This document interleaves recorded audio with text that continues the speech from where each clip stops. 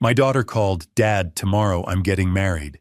I just withdrew all the money from your accounts and sold your house. Goodbye, Dad." I listened and was shocked, almost collapsing. But then I just laughed. Because she didn't know the secret about that house. She thought I was old, thought I was a stupid, confused fool. But tomorrow, when she walks into her wedding ceremony, the police will come to give her a special gift before she puts on her wedding ring. Hello friends, thanks for joining me. Please like, subscribe, and comment where you're watching from. Quick note, this is a fictional story with dramatized elements for storytelling purposes. Any resemblance to real events is coincidental, but the lesson within is something we can all learn from. I laughed when I saw the zero. Not a chuckle, not a nervous giggle. A full-on, belly-shaking laugh that echoed off the kitchen walls at 7:30 on a Sunday morning.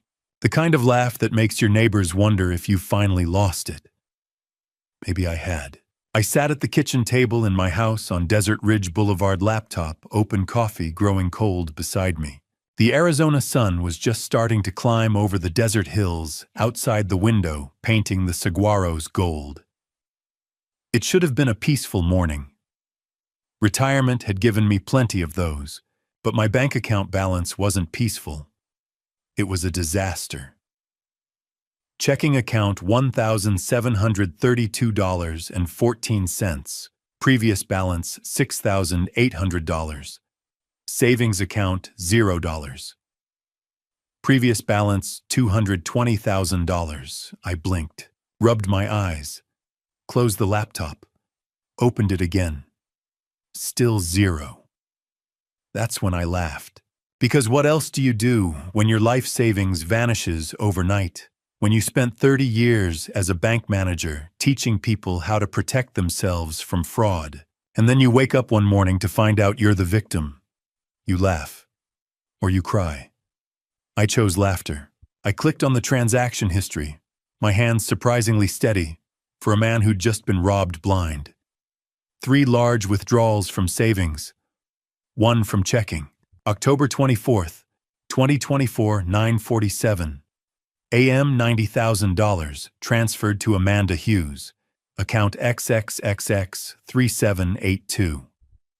October 24th, 2024, 2:18 p.m. $85,000 transferred to BH Investment LLC. October 25th, 2024, 11:03 a.m. $45,000 wire transfer to Luxury Weddings AZ. October 26th, 2024, 3:42 p.m. $500 ATM withdrawal, Scottsdale Fashion Square. Total $225,000. Amanda Hughes, my daughter. I stared at her name on the screen. 32 years old, marketing coordinator, lives in Scottsdale, drives a leased Honda. Calls me twice a month, maybe 3 times if she needs something. And apparently she'd just cleaned me out. The phone rang. I looked at the caller ID. Amanda Hughes. For a second I thought about not answering. About letting it go to voicemail. About pretending I hadn't seen the statements yet. That I was still the clueless old man she must think I am. But I'm not clueless. I'm a banker. Or I was. I picked up. Dad. Her voice was bright, almost giddy. I have the best news. I said nothing. Brandon and I are getting married this Saturday. Can you believe it? We didn't want a long engagement, so we just went for it. And Dad, we bought a house. My grip tightened on the phone. A house. Yes, it's perfect. 3 bedrooms, 2 baths, a pool. You're going to love it. What's the address? My voice sounded calm. Too calm. 2943 Canyon View Circle, in Tempe. It's close to everything. We got an amazing deal. 2943 Canyon View Circle. My rental property. The house I'd owned for 9 years. The house that brought in $3,200 a month. The house that was supposed to fund my retirement, along with the savings account that was now sitting at a big, fat zero. Amanda, I said slowly, that's my house. A pause, then a laugh. Light, unbothered. I know, Dad. That's the best part. I used the power of attorney you signed. Remember you said I could handle your finances if you were ever sick or couldn't manage things yourself. So I sold the house and we used the money for the down payment. Isn't that great? It stays in the family power of attorney. I didn't remember signing a power of attorney. I would remember something like that. I'd spent 3 decades reviewing legal documents. I knew what a POA looked like. I knew what it meant, and I would never ever give my daughter that kind of control. Amanda, I said, my voice low, I never signed a power of attorney. Another pause, this one longer. Yes, you did, Dad, in September. When you were in the hospital with pneumonia. I brought the forms to you. Insurance paperwork, remember, you signed everything. September. The hospital. Fever of 104.3. 3 days in Banner Desert Medical Center, barely able to lift my head off the pillow. And Amanda visiting me, bringing papers, telling me they were routine. I closed my eyes. Amanda, where did the money from my savings account go? What do you mean, the $220,000? Where is it? I already told you.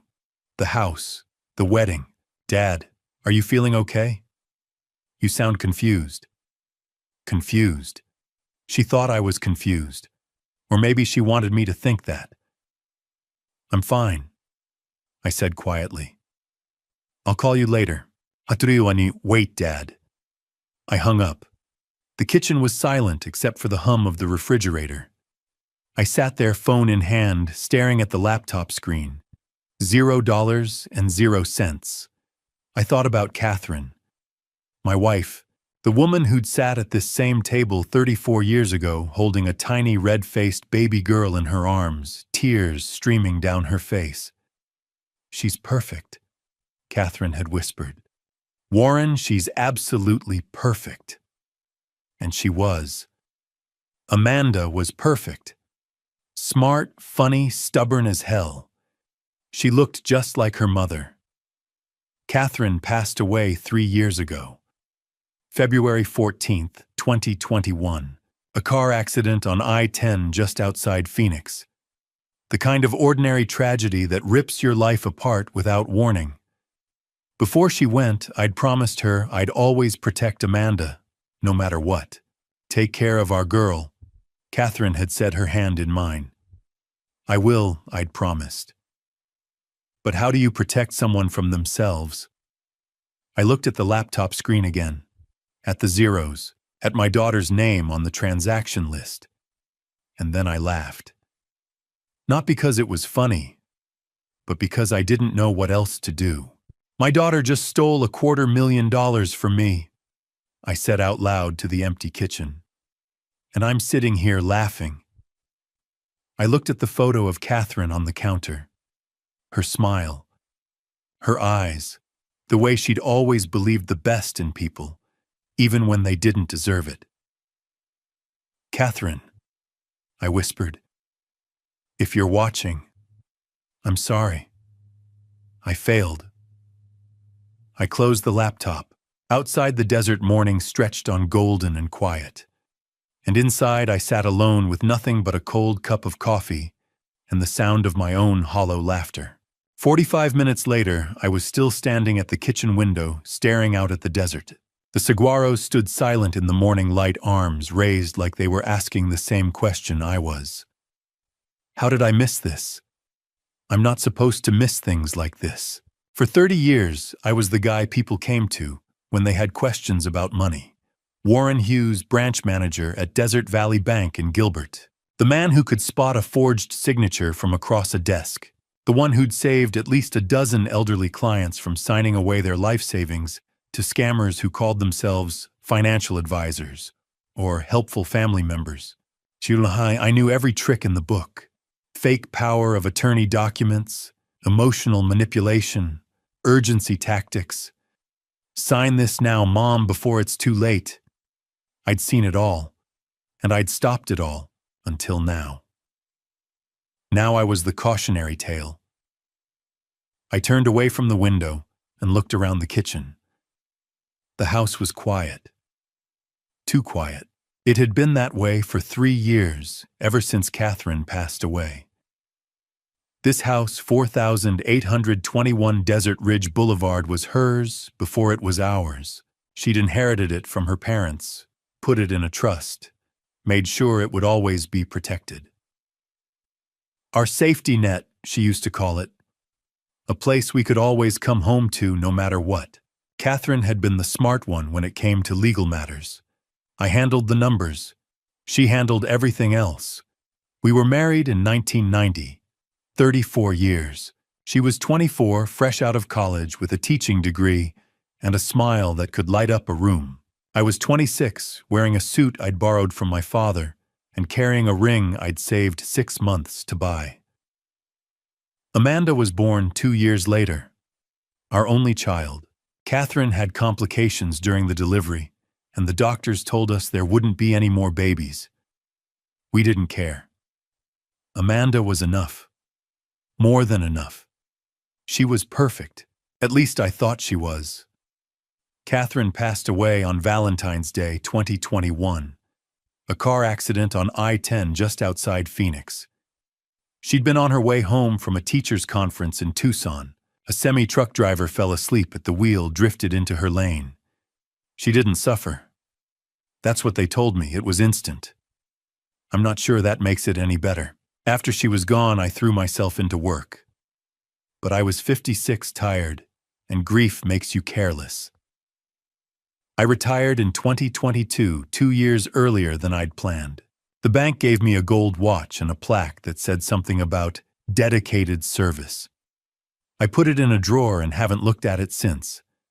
I thought retirement would help. Thought I'd have time to process things, to grieve properly, to figure out how to live without the woman who'd been my partner for more than half my life. Instead, I just got lonelier. Amanda called at first. Once a week, maybe twice. But she was busy. Marketing coordinator at some firm in Scottsdale, making $65,000 a year and living in a 1-bedroom apartment that cost $1,650 a month. She had her own life. I didn't want to be the needy father, the one who clung too hard. So I let her drift. I started volunteering at the Phoenix Public Library, teaching financial literacy classes to seniors. Ironic, isn't it? Helping other people avoid the exact thing I was about to fall into. But it gave me something to do. Kept my mind sharp. Or so I thought. The rental property, 2943 Canyon View Circle in Tempe, was supposed to be my backup plan. I'd bought it in 2015, right before the market took off. Paid $340,000 for it. Now it was worth over $500,000 easy. David and Lisa Robinson had been renting it since 2021. Good tenants. Paid on time, took care of the place, never caused trouble. That $3,200 a month covered the property taxes, insurance, and still left me with a nice cushion. Between the rental income and my savings, I was set, comfortable, secure, or I had been. I walked back to the table and opened the laptop again. The screen was still showing my account balances, $1,732.14 in checking, $0 in savings. I pulled up the transaction details one more time, even though I'd already memorized them. Amanda Hughes. Amanda Hughes. BH Investment, LLC. Luxury Weddings, AZ. My daughter. My perfect, beautiful, smart daughter. The one I'd taught to ride a bike.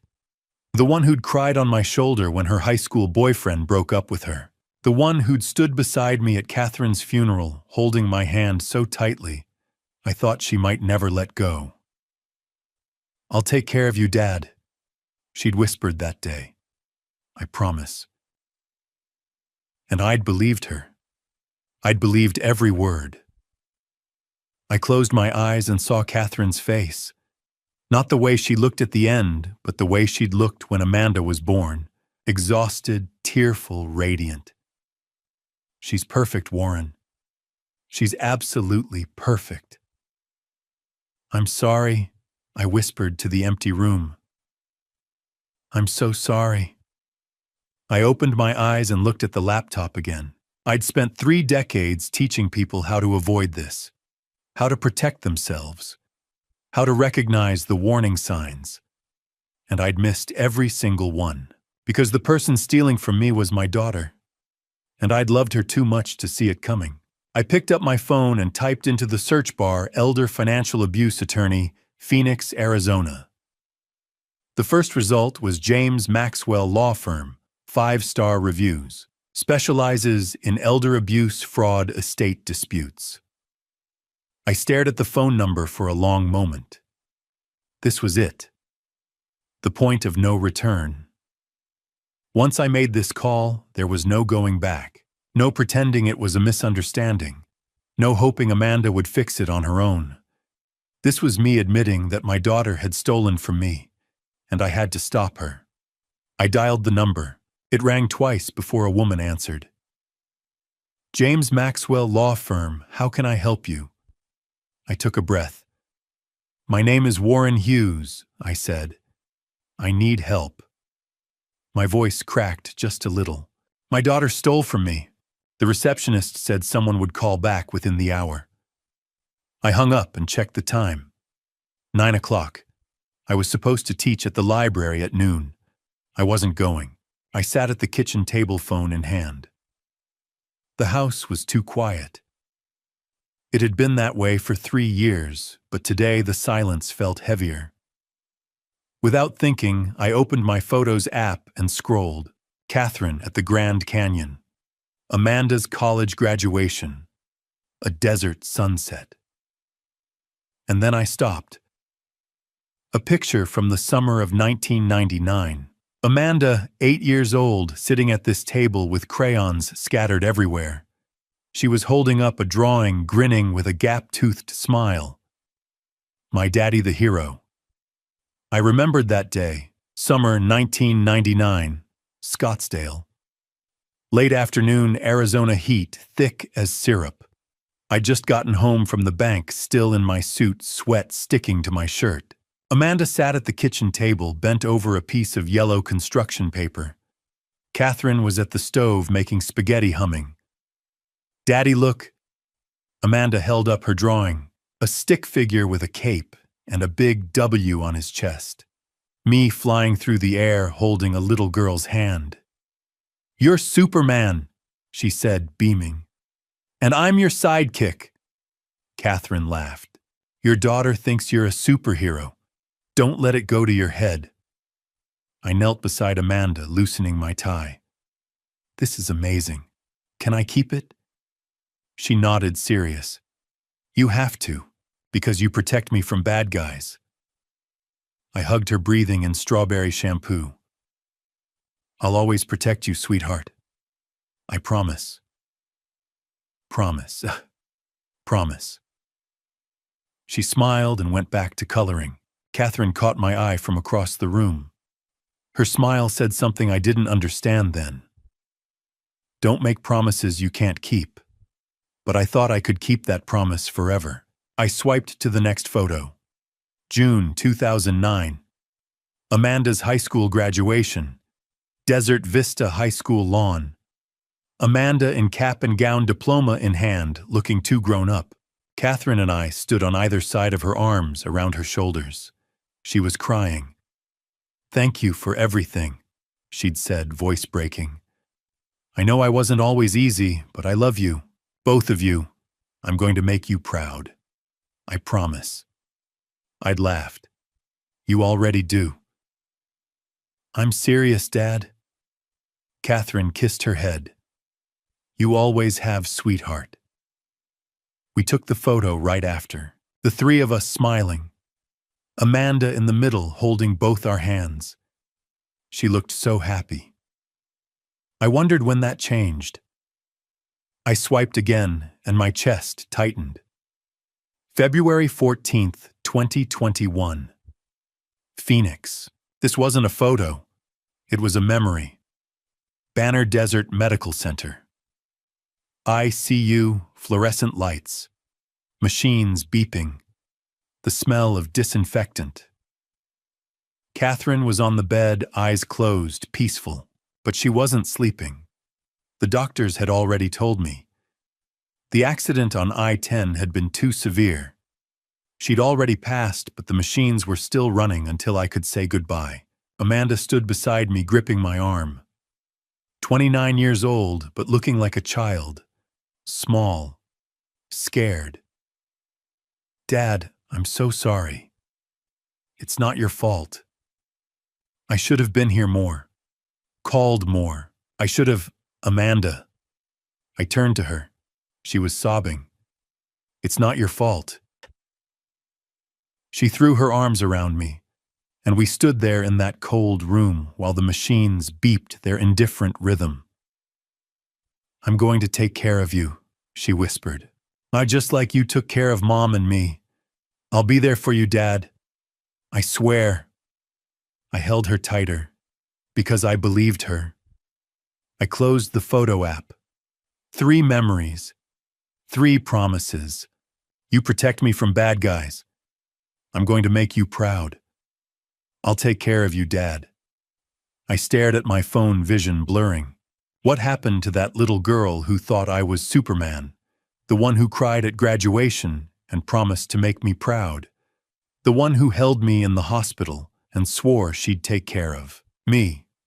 When did she become someone who could steal everything I had? I'd kept that drawing. For years, it hung in my office at the bank. Customers would ask about it, and I'd say, that's my daughter. She thinks I'm Superman. And I'd feel proud. After Catherine passed, I framed it and put it on my dresser next to a photo from Amanda's graduation. You're my hero. I wasn't anybody's hero anymore. Just a 58-year-old man robbed by the person he loved most. I sat there staring at the photo on my screen. Amanda at 8, holding up her drawing, grinning. My daddy the hero. I closed my eyes. I'm sorry, sweetheart. I whispered to the empty kitchen. I'm so sorry. I didn't know who I was apologizing to. Amanda, Catherine, myself. Maybe all 3. The phone rang. I looked down. James Maxwell Law Firm. Mr. Hughes, this is James Maxwell. Can you come to my office today at 2 o'clock? I looked at the clock. 9:15. I'll be there, I said. I sat at the kitchen table for a moment, phone in my hand. 2 o'clock? James Maxwell's office. I had almost 5 hours. I looked at my calendar. Sunday morning. I was supposed to volunteer at the Phoenix Public Library, financial literacy class. I'd been teaching it every other Sunday for 2 years now. Today's topic, how to spot elder financial abuse. The irony would have been funny if it wasn't so painful. I grabbed my keys and headed out the door. By 10 o'clock, I was pulling into the library parking lot. The building was quiet on Sunday mornings, just a handful of people browsing the shelves, a few kids in the children's section. I made my way to the community room and started setting up. Laptop, projector, handouts stacked on the table by the door. Slide 1, elder financial abuse. Warning signs. I stared at the screen and felt something twist in my chest. The seniors would start arriving at 11:30. I had an hour and a half to pull myself together. I sat down in one of the empty chairs and closed my eyes. But all I could see was Amanda, 2021, the year Catherine passed away. For the first few months, Amanda had been there. She called 2-3 times a week, stopped by the house on weekends, helped me sort through Catherine's things, clothes, books, the little ceramic birds she'd collected over the years. "You don't have to do this alone, Dad," Amanda had said, sitting on the living room floor surrounded by cardboard boxes. "I'm here." And she was. For a while. 2022. The year I retired. The calls started tapering off. Once a week, maybe. Amanda was busy marketing coordinator at some firm in Scottsdale, pulling in $65,000 a year, but always stressed about rent car payments, credit cards. "I'm sorry I haven't called more, Dad. Work's just been insane." "I understand, sweetheart. You've got your own life." I meant it. I didn't want to be the clingy father, the one who made his daughter feel guilty for living her own life. So I didn't push. I just waited for the phone to ring. 2023, the year she moved away. In March, Amanda signed a lease on a place in Scottsdale. $1,650 a month for a one-bedroom. 15 miles from my house, but it might as well have been across the country. "It's closer to work, Dad, and the neighborhood's really nice." "That's great, honey. I'm happy for you." The calls dropped to once or twice a month. Sometimes she'd pick up when I called. Most times she wouldn't. "Can't talk right now. At work." "I'll call you back." She never did. The house got quieter. I started eating dinner in front of the TV, frozen meals, canned soup. I'd sit on the couch with Catherine's photo on the mantel across from me, and I'd talk to her. "I don't know what I'm doing wrong," I'd say. "I don't know why she won't call." Catherine's smile never answered. Frank Donovan, my best friend from my days at the bank, stopped by once or twice a month. We'd sit on the back patio, drink beer, talk about the Diamondbacks, anything except what was really going on. "You should call her," Frank said one evening in June. "Just pick up the phone." I do call, she doesn't answer. "Then drive over there. Show up." "I'm not going to ambush my own daughter, Frank." He'd shrugged. "Suit yourself. But sitting here waiting isn't working either." He was right. But I didn't listen. Early 2024. The year everything changed. By spring, Amanda and I were barely speaking. A text here and there. Short, distant. "Happy birthday, Dad." "Thanks, sweetheart." "Love you." No phone call. No visit.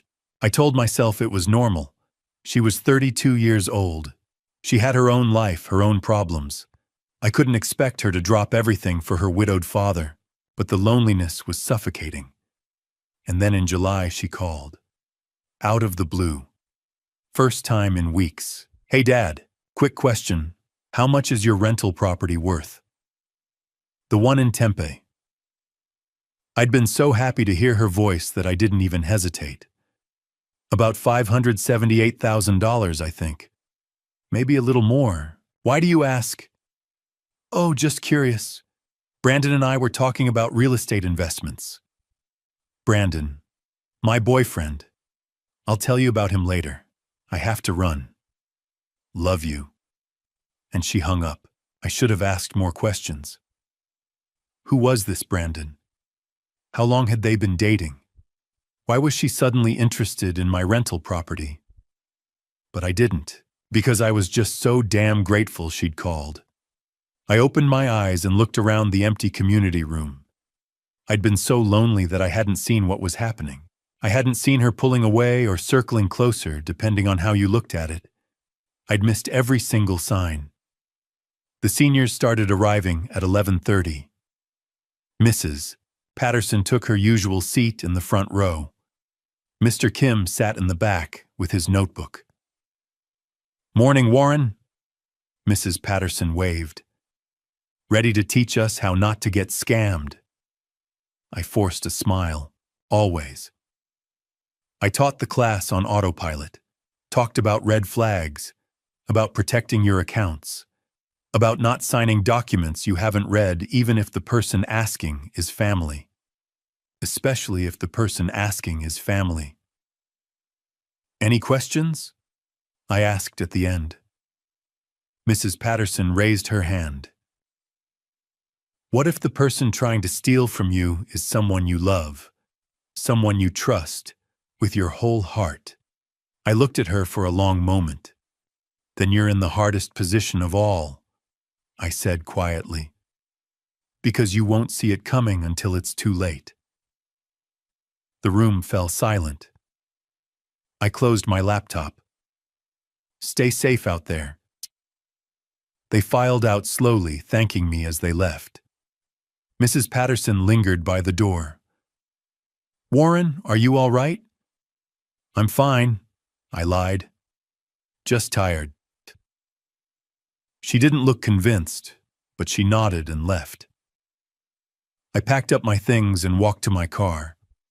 It was 1:15. I drove home in silence. When I got there, I stood in the living room and looked at Catherine's photo. I was so lonely, I whispered. I didn't see it. I'm sorry. I went upstairs and changed into my suit. Navy blue, the one I used to wear to the important meetings at the bank. I looked at myself in the mirror. 58 years old. Tired, but still standing.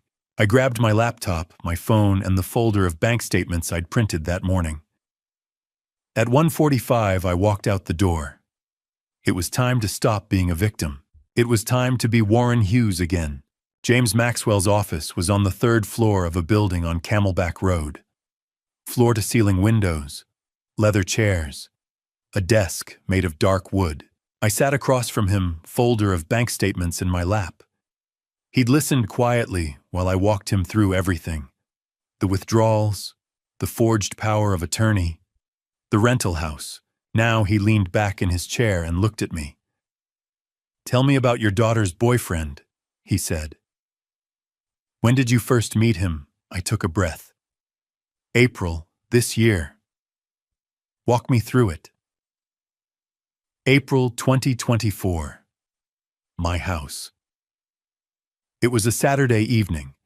Amanda had called that morning, first time in weeks, and asked if she could bring someone to dinner. I want you to meet Brandon, Dad. I think you're really going to like him. I said yes. Of course I said yes. They arrived at 6. Amanda looked happy, glowing, and the man beside her looked like he'd stepped out of a magazine.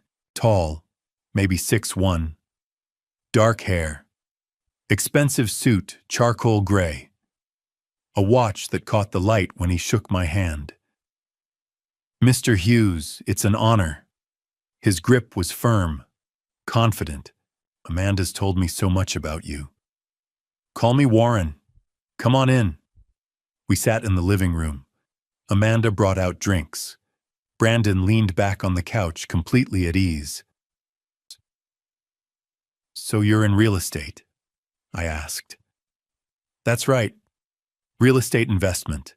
I run a family business, Hayes Properties, LLC. We focus on commercial properties, office buildings, retail spaces. How long have you been doing that? About 10 years.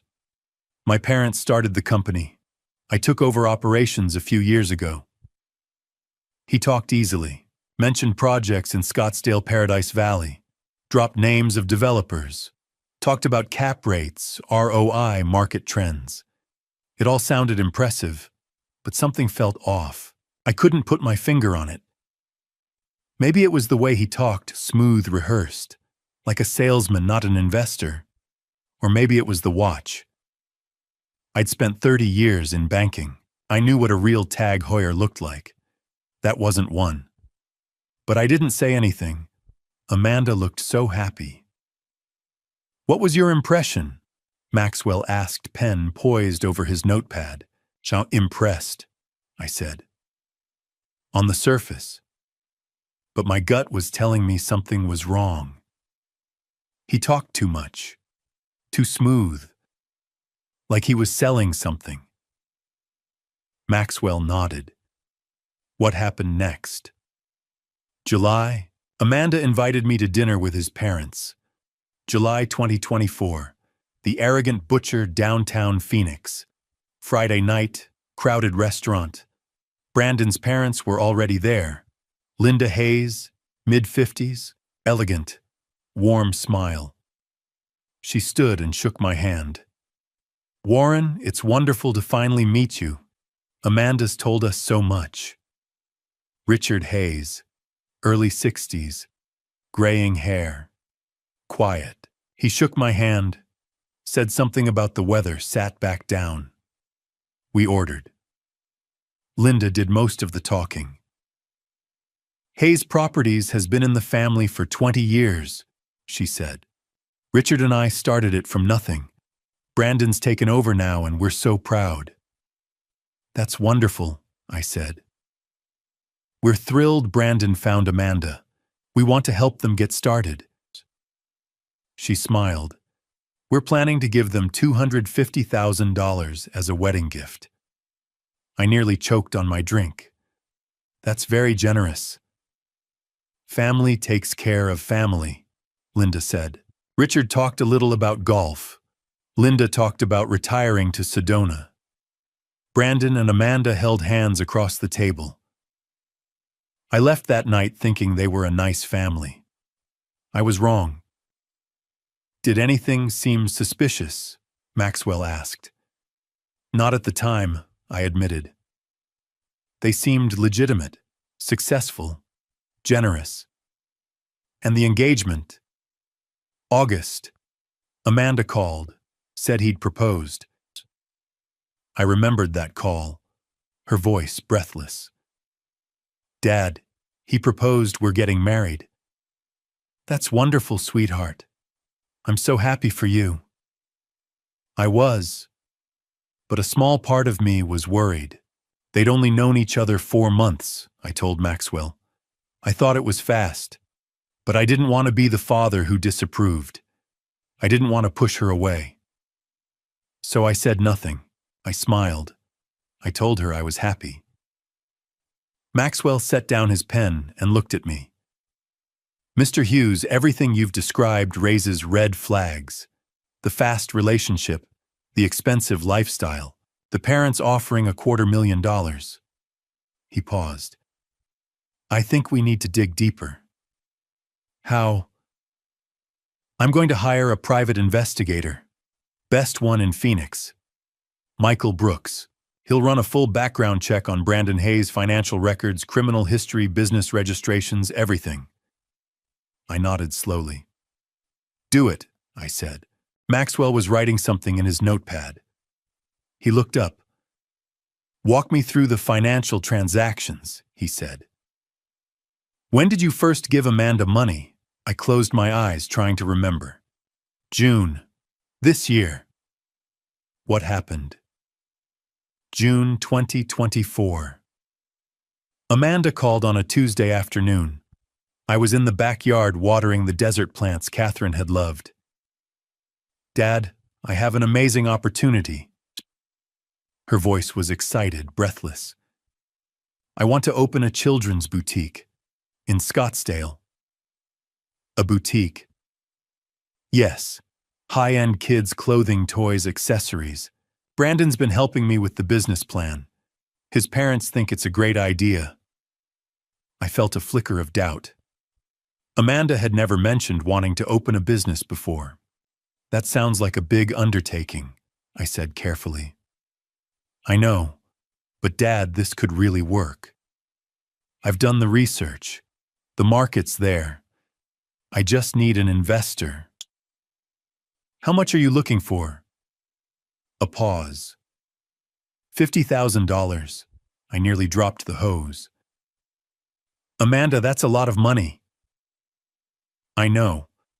But think of it as an investment. I'll pay you back with interest. Brandon says we could see returns within a year." Brandon says. "I don't know, honey. Let me think about it." "Dad." Her voice shifted. Softer now. "Mom always told me to follow my dreams. She believed in me. Don't you?" And there it was. The one thing I couldn't argue with. Catherine would have wanted me to support our daughter. And of course I believe in you, I said quietly. Then help me, please. I wouldn't ask if it wasn't important. I should have said no. I should have asked more questions, but I didn't. All right, I said. Send me the business plan. Let me take a look. Thank you, Dad. Thank you so much.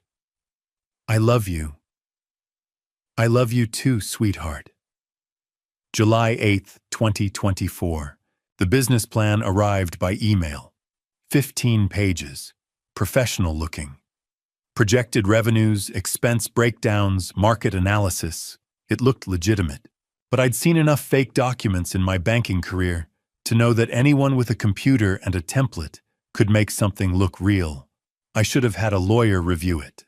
I should have done my due diligence. But I didn't. Because I wanted to believe my daughter. A week later, Amanda came to the house with the paperwork. An investor agreement. Statin. An LLC operating agreement. Both for a company called Little Stars Boutique LLC. Just sign here, here, and here, she said, pointing. I picked up the documents and started reading. Dad. Amanda's voice had an edge to it. Do you trust me or not? I looked up at her. She was standing by the window, arms crossed, jaw tight. Of course I trust you. Then sign the papers. Brandon's parents are investing too. This is a real opportunity. But if you don't believe in me, just say so. I signed, and I wired $50,000 to an account for Little Stars Boutique LLC. Did you ever see the boutique? Maxwell asked. No, I said. Not until last month. October 2024. I'd been asking Amanda about the store for weeks. When was it opening? Where was the location? Could I come see it? She kept putting me off. We're still renovating, Dad. I'll let you know when it's ready. So I decided to drive by myself. She'd mentioned the address once in passing. 8663 East Scottsdale Road. I found it on a Sunday afternoon. It was a vacant lot. Dirt, weeds, a chain-link fence, no store, no construction, nothing.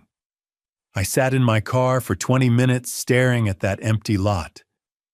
$50,000, someone. She lied, I said to Maxwell now. The whole thing was fake. There was never a boutique. Maxwell nodded slowly.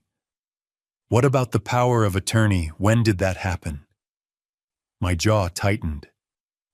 September. I got sick. September 14th to 18th, 2024. It started with a cough, then a fever, then chills so bad I couldn't get out of bed. By the time I called 911, my fever was 104.3 degrees, pneumonia. They admitted me to Banner Desert Medical Center, put me on antibiotics, kept me for 3 days. Amanda came to visit on the second day, September 16th. I was barely awake. The fever had broken, but I was weak, disoriented. Dad, I brought some paperwork. She pulled a folder out of her bag. Just routine stuff, insurance forms, medical consent, in case you need surgery or anything. I could barely focus on the pages. Everything was blurry. What is this? Just medical paperwork. Sign here and here and here. I signed 4 times. I didn't read a single page. Good, Amanda said, tucking the papers back into her bag. I'll take care of everything, Dad. Don't worry. And she left. I didn't think about it again until last week, when I pulled up the bank records and saw the withdrawals. It wasn't medical paperwork, I told Maxwell. It was a power of attorney, financial, real estate, bank authorization, everything. And the notary. Margaret Phillips, that's the name on the documents. But I looked her up. Her notary license expired on August 30th, and according to her daughter, she was in Sacramento visiting family on September 16th. She was never at that hospital. Maxwell was writing rapidly now. So the notary signature was forged. Yes. And you had no idea what you were signing? No, I was barely conscious. I trusted her. The room was quiet for a moment. Maxwell set down his pen and looked at me. Mr. Hughes, your daughter scammed you twice. The fake business investment and the fraudulent power of attorney. That's $50,000 in direct theft, plus the $225,000 she took using the POA, and the attempted sale of your rental property for $578,000. I felt sick. I was a fool, I said quietly. No. Maxwell's voice was firm. You were a father who loved his daughter. There's a difference. I didn't respond, because I wasn't sure he was right. We'll freeze the sale of the rental house, Maxwell continued. And we'll file fraud charges, criminal charges, against both Amanda and Brandon. Both of them. Yes. This was clearly coordinated. He's involved. Trust me. I nodded slowly. What happens next? I'll contact the title company, Secure Title LLC. I'll also file a report with the Gilbert Police Department, Fraud Division, and Michael Brooks will have his preliminary report in 48 hours. All right. Maxwell stood and extended his hand. Go home, Mr. Hughes. Try to rest. I'll call you as soon as I have updates. I walked out of Maxwell's office at 3:30. The Phoenix heat hit me the moment I stepped outside. I got in my car, started the engine, and sat there for a moment, hands on the wheel. September. That was the month everything fell apart. I pulled out of the parking lot and headed south toward home, and all I could think about was how I'd missed it. September the 8th, 2024, a Sunday evening, a month and a half ago. Amanda had called that afternoon. Dad, do you want to have dinner with me and Brandon, just the three of us? I'd said yes immediately. We met at True Food Kitchen in Scottsdale Quarter. They were already there when I arrived, sitting at a corner table holding hands. Amanda looked happy. Brandon looked relaxed, confident. We ordered, made small talk. Brandon mentioned wedding plans. We're thinking small, he said. Close family. Maybe 50 people. October 28th. That's soon, I said. Amanda smiled. When you know, you know. Then Brandon leaned back casual like it was nothing. Amanda mentioned you have a rental property in Tempe. Yeah, 2,943 Canyon View Circle. What's it worth? Around $578,000. He nodded. Good investment. We're thinking about getting into real estate ourselves. I didn't think anything of it. I should have. September 14th, 2024. It started Friday morning. A cough. Then a fever. By Sunday, I couldn't get out of bed. My fever hit 104 degrees. I called 911. They took me to Banner Desert Medical Center. Pneumonia. Severe. 4 antibiotics. They said I'd be there a few days. I don't remember much from the first 2 days. Just fever. Machines beeping. Nurses checking vitals. Amanda didn't visit. Didn't call. September 16th, 2024. She showed up Monday afternoon. I was in bed half asleep, barely able to keep my eyes open. The fever had broken that morning, but I was still weak. Foggy. Dad. I opened my eyes. Amanda was standing beside the bed holding a folder. Hey, sweetheart, I mumbled. You came. Of course. She sat down. How are you feeling? Tired, but better. Good. She opened the folder. I brought some paperwork, just routine stuff, insurance forms, medical consent, in case you need surgery. I blinked at the papers, the words blurred. What is this? Hospital paperwork. You know how it is. They need signatures for everything. She pulled out a pen. Sign here, and here, and here, and here. 4 documents. I couldn't focus long enough to read them. Amanda, I can barely... It's okay, Dad. I already read them. Just consent forms. Nothing important. I signed. 4 times. I didn't read a single word. September 22nd, 2024. I came home from the hospital on the 20th. Still weak. Still exhausted. Sunday morning, I got an email from Amanda. Subject insurance documents. Please keep for records attachment 4 PDFs. I opened my laptop. Saw the email, saw the attachments, and I deleted it. I was too tired to care. I figured if it was important, she'd tell me. I never opened those files. October 27th, 2024. Now. I pulled into my driveway at 4 o'clock. The house was quiet. The way it always was. I sat in the car, staring at the front door. She'd planned it. The dinner on September 8th, where Brandon asked about the rental property.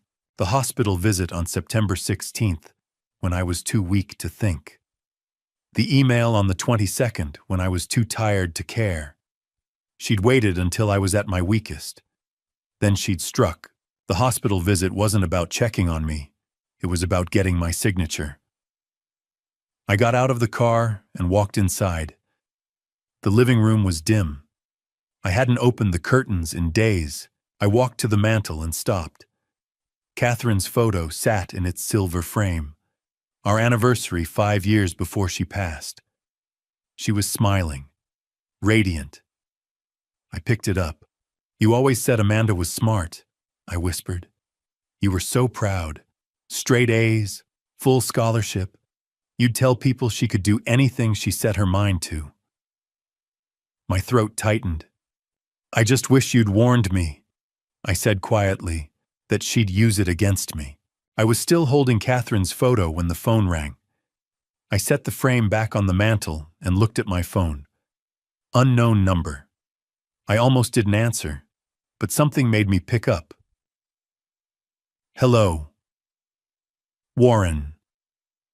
A woman's voice, familiar, but I couldn't place it. Yes. It's Rebecca Thompson, from Desert Valley. My old bank, the branch where I'd worked for 25 years. Rebecca, hi. I tried to keep my voice steady. What's going on? Warren, I'm calling because I saw some unusual activity on your accounts. Large withdrawals. I wanted to make sure it was really you. My chest tightened. What withdrawals? Let me pull up the records. I heard typing. Okay. Here we go.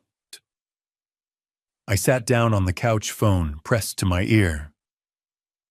October 24th, 9:47 in the morning.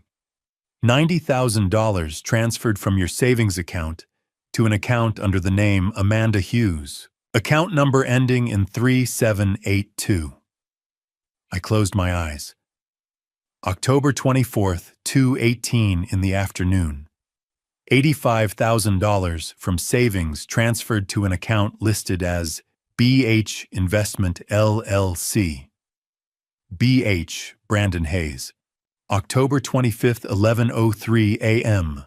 $45,000 wire transfer to a company called Luxury Weddings AZ. The wedding. My money. Paying for their wedding. And October 26th, 3:42 in the afternoon, $500 cash withdrawal from an ATM at Scottsdale Fashion Square. The card used was registered to Amanda Hughes as an authorized user on your checking account. Rebecca paused. Warren, that's a total of $225,100 in 3 days. Did you authorize these transactions? No. My voice sounded hollow. I didn't. Are you sure? Because the transfers show they were made using online banking with your login credentials and a power of attorney on file. The power of attorney is fake, I said. Silence. Rebecca, my daughter, forged it. She tricked me into signing documents when I was in the hospital last month. I had pneumonia. I was barely conscious. I didn't know what I was signing. Another pause. Then her voice changed. Sharper. Professional. Warren, I'm freezing your accounts right now. Both checking and savings. No more transactions can go through. Thank you. And I'm flagging this as elder financial abuse. The fraud department will open an investigation. Elder financial abuse. The thing I'd spent 30 years teaching other people to avoid. And here I was. Rebecca. My throat felt tight. Did Amanda try to sell my rental property? More typing. Yes. There's a pending sale on file. 2,943 Canyon View Circle, Tempe. Buyer is listed as Raj and Priya Patel. Sale price $578,000. Closing date November 5th. 2 weeks away. Can you stop it? I'll contact the title company immediately. Who's handling the sale? Secure Title LLC. The CEO is Charles Bennett. I know Charles. I'll call him right now. We'll freeze the escrow. Thank you, Rebecca. My voice broke. I should have seen this coming. Warren. Her voice softened. You're not the first person this has happened to, and you won't be the last. Family members are the hardest to spot because we trust them. I was a banker for 30 years. I should have known better. You were a father who loved his daughter. That's not the same thing. I didn't respond. Warren, listen to me. You did the right thing by reporting this. A lot of people don't. They're too ashamed or they're too afraid of what it'll do to the family. But you're fighting back. That takes courage. I nodded even though she couldn't see me. I'll call you as soon as I've spoken to Charles, Rebecca said. In the meantime, change your online banking password. And don't give Amanda any more access to anything. I won't. I'm sorry this happened to you, Warren. I really am. Thank you, Rebecca. I hung up. The house was silent again. I stared at my phone. $225,100. Gone. In 72 hours. October 24th. October 25th. October 26th. 3 days. She'd taken everything, my savings, my rental income, even my checking account, and she'd done it in the span of a weekend. Right before the wedding. I stood up and walked to the window. The sun was starting to set, casting long shadows across the desert. Tomorrow was October 28th, Amanda's wedding day. She was going to walk down the aisle in a dress paid for with my money. She was going to say her vows in a venue paid for with my money. She was going to celebrate with champagne and cake and flowers, all paid for with my money. My money. The money I'd saved for 30 years. The money I'd planned to leave to her one day when I was gone. And she couldn't wait. She took it now. While I was still alive, while I was weak and sick and trusting.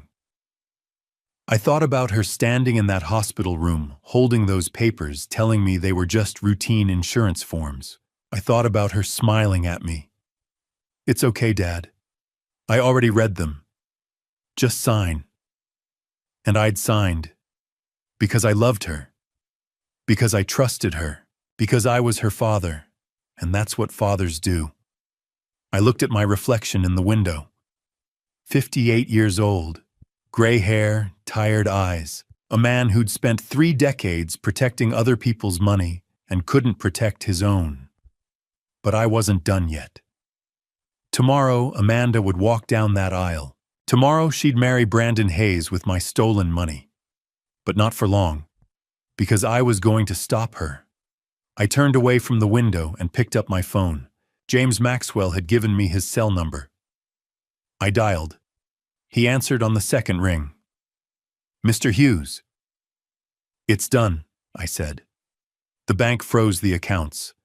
They're flagging it as elder abuse, and they're contacting the title company to stop the house sale." "Good. That's exactly what we needed." "What happens next?" "Tomorrow morning, I'll file a police report with the Gilbert Police Department. Detective Daniel Carter handles fraud cases. He'll want to interview you." "All right, Mr. Hughes." Maxwell's voice was calm, steady. "You're doing the right thing." I wasn't sure I believed him, but I nodded anyway. "I'll call you tomorrow," I said and hung up. I stood in the middle of the living room, phone in hand, staring at nothing. $225, 100.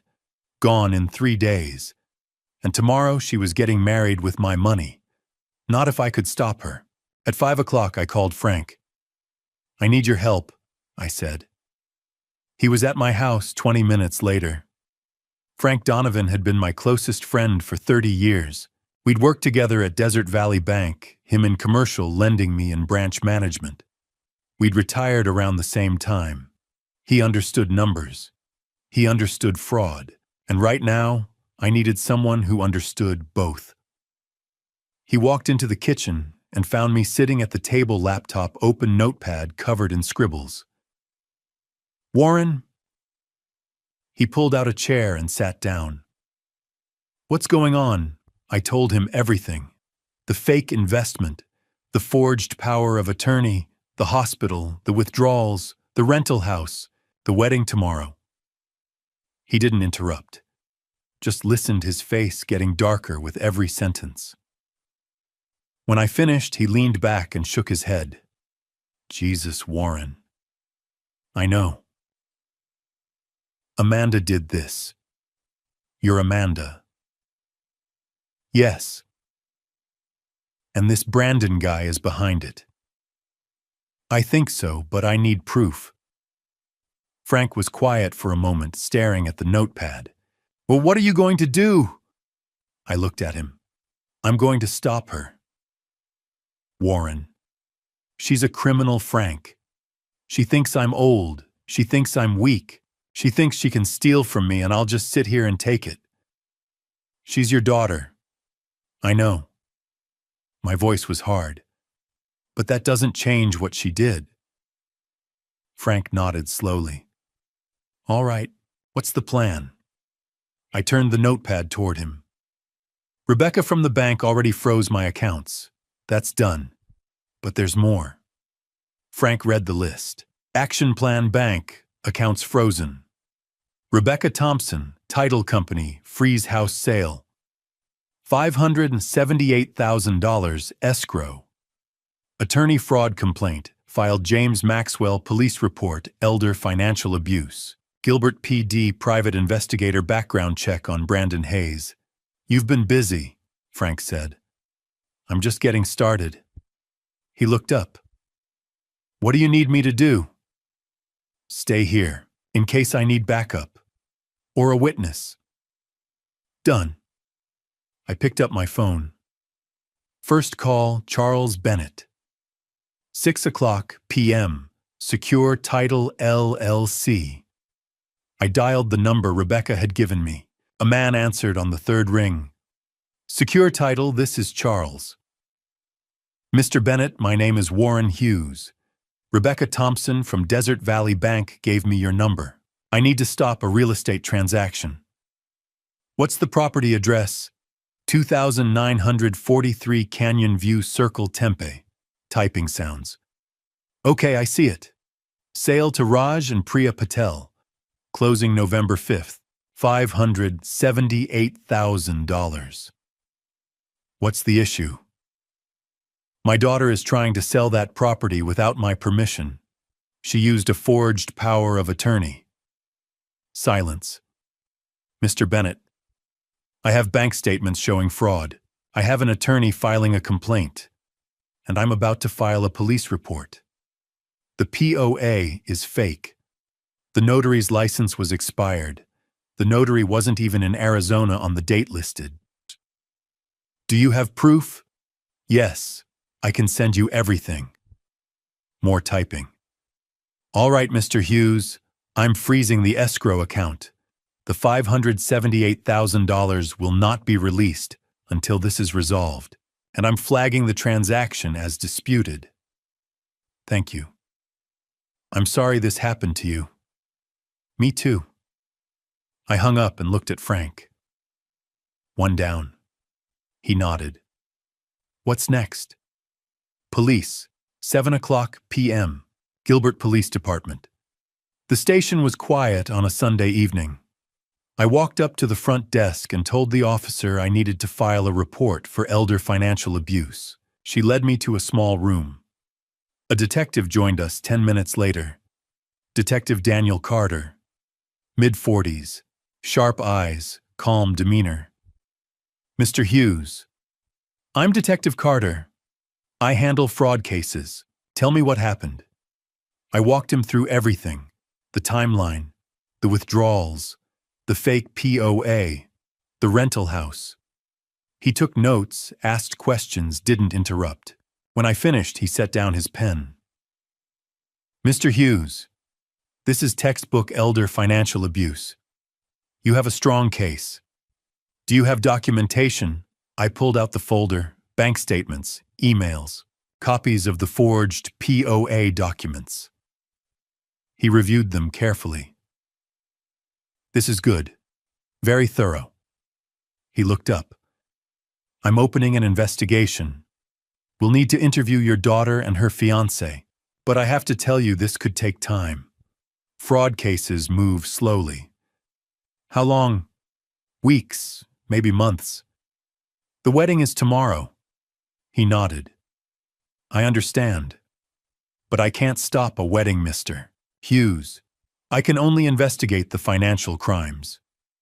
What if they run? Then we'll issue a warrant. But for now, all we can do is build the case. I clenched my jaw. All right. I'll be in touch, Carter said. In the meantime, don't contact your daughter. Don't threaten her. Don't do anything that could jeopardize the investigation. Understood. I shook his hand and walked out. 8:30 p.m. Michael Brooks, private investigator. Back in the car, I dialed the number James Maxwell had given me. A man answered. Deep voice. Professional. Brooks Investigations. Mr. Brooks, my name is Warren Hughes. James Maxwell referred me. I need you to run a background check on someone. What's the name? Brandon Hayes. 34 years old. Claims to be a real estate investor in Scottsdale. What do you want to know? Everything. Criminal history, financial records, business registrations, previous relationships. Anything you can find. That'll take time. How long? 48 hours for a preliminary report. Maybe less. Do it. My rate is $150 an hour plus expenses. Fine. Send me the contract. I'll sign tonight. You'll have it in 10 minutes. I hung up. Frank was waiting when I got home. How'd it go? Title company froze the sale. Police opened an investigation. PI's on the case. Frank stood. You did good, Warren. I haven't done anything yet. You fought back. That's more than most people do. He grabbed his jacket. You going to be okay tonight? Yeah. Call me if you need anything. Thanks, Frank. He left. The house was quiet again. I walked to the mantel and picked up Catherine's photo. I couldn't protect you, I whispered. But I can protect myself. And maybe somehow I can still protect Amanda. From herself. I set the photo down and looked at the clock. 9 o'clock. Tomorrow was the wedding. Amanda thought she'd won. Thought she'd gotten away with it. She had no idea what was coming. I turned off the lights and headed upstairs. Tomorrow the real fight would begin. I didn't sleep that night. By 9 o'clock the next morning, I was back in James Maxwell's office. Wedding day. October 28th, 2024. Maxwell was at his desk, coffee in hand, reviewing documents. He looked up when I walked in. Mr. Hughes, how are you holding up? I'm fine. I wasn't fine. He gestured to the chair. I sat. The police opened an investigation, I said. Detective Carter, Fraud Division. Good. That's exactly what we need. And the title company froze the escrow. $578,000. Charles Bennett confirmed it last night. Maxwell nodded. We're building a strong case, but there's one more thing we should do. What? Call Amanda. I stared at him. Warn her, he said. Give her one last chance to make this right. If she returns, the money cooperates with the investigation, it could reduce the charges against her. She won't listen. Maybe not. But if you warn her and she ignores you, it strengthens our case.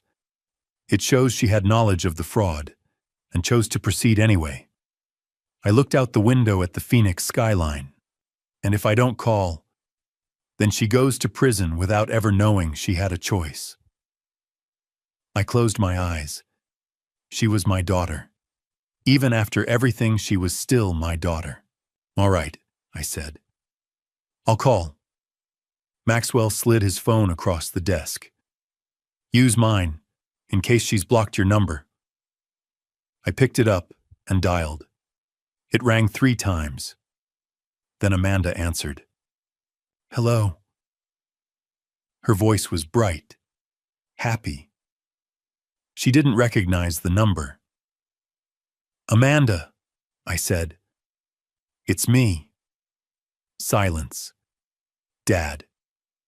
Her tone shifted, colder. What do you want? We need to talk. I'm getting ready for my wedding. This isn't a good time. Amanda, listen to me. I know what you did. The power of attorney, the withdrawals, the house sale. A pause. I don't know what you're talking about. Don't lie to me. I was a banker for 30 years. I know fraud when I see it. You gave me that power of attorney. You signed it. You forged the notary. Margaret Phillips's license expired on August 30th. And she was in Sacramento on September 16th, the day you claim she witnessed my signature. Silence. Amanda, I hired a private investigator. I know about Brandon. He's not who you think he is.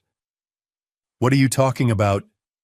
He has a daughter, Chloe, 4 years old. Her mother is Melissa Rodriguez, a dental hygienist in Tempe. Brandon owes $42,000 in child support. There's a warrant for his arrest. That's not your lying. His parents aren't his parents. Linda and Richard Hayes. They're actors. Denise Crawford and Alan Porter. He paid them $4,500 to pretend to be his family. I heard her breathing on the other end. Fast. Panicked. Amanda Brandon is a con artist.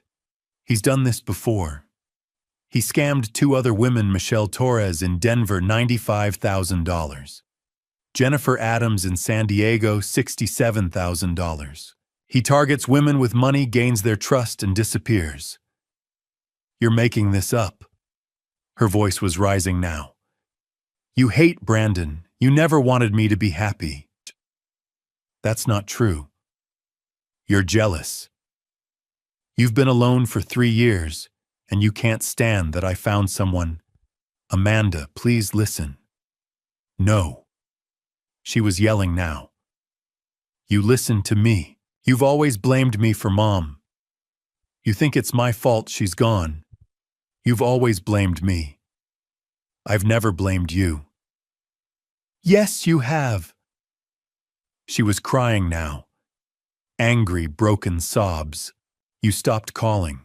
You stopped visiting. You made me feel like I wasn't enough, like I could never replace her. Amanda, I'm done with you, Dad. Don't call me. Don't come to my wedding. I don't want you in my life anymore. The line went dead. I sat there, phone still pressed to my ear, staring at nothing. Maxwell was watching me, his expression carefully neutral. I set the phone down. My hands were shaking. She hung up, I said quietly. I heard. Frank Donovan, who'd been sitting quietly in the corner, stood and walked over. He put a hand on my shoulder. Warren. She chose him, I said. My voice sounded hollow. She chose a con artist over her own father. She's scared, Frank said, and he's manipulated her. That's what con artists do. Then I'll have to save her, I said, even if she hates me for it. Maxwell opened a drawer and pulled out a folder. He slid it across the desk. The PI report came in this morning, faster than expected. I looked at the folder. Brandon Hayes, full background investigation. Michael Brooks, private investigator. October 28th, 2024. I opened it. The first page was a summary. Subject, Brandon Michael Hayes. DOB, March 15th, 1990. Age 34, current residence, Optima Kierland Apartments. Scottsdale, AZ, lease $2. $400 per month, employment, unemployed claims. Real estate investor, criminal record, 2021 Denver, Colorado fraud. Victim Michelle Torres. Amount $95,000. Charges filed, suspect fled jurisdiction. 2022 San Diego CA fraud.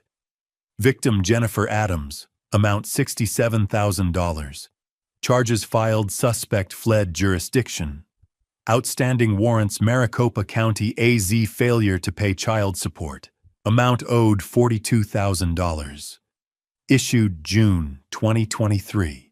Known aliases, none assets. None identified, debts, credit cards, $78,000, 5 accounts, all maxed.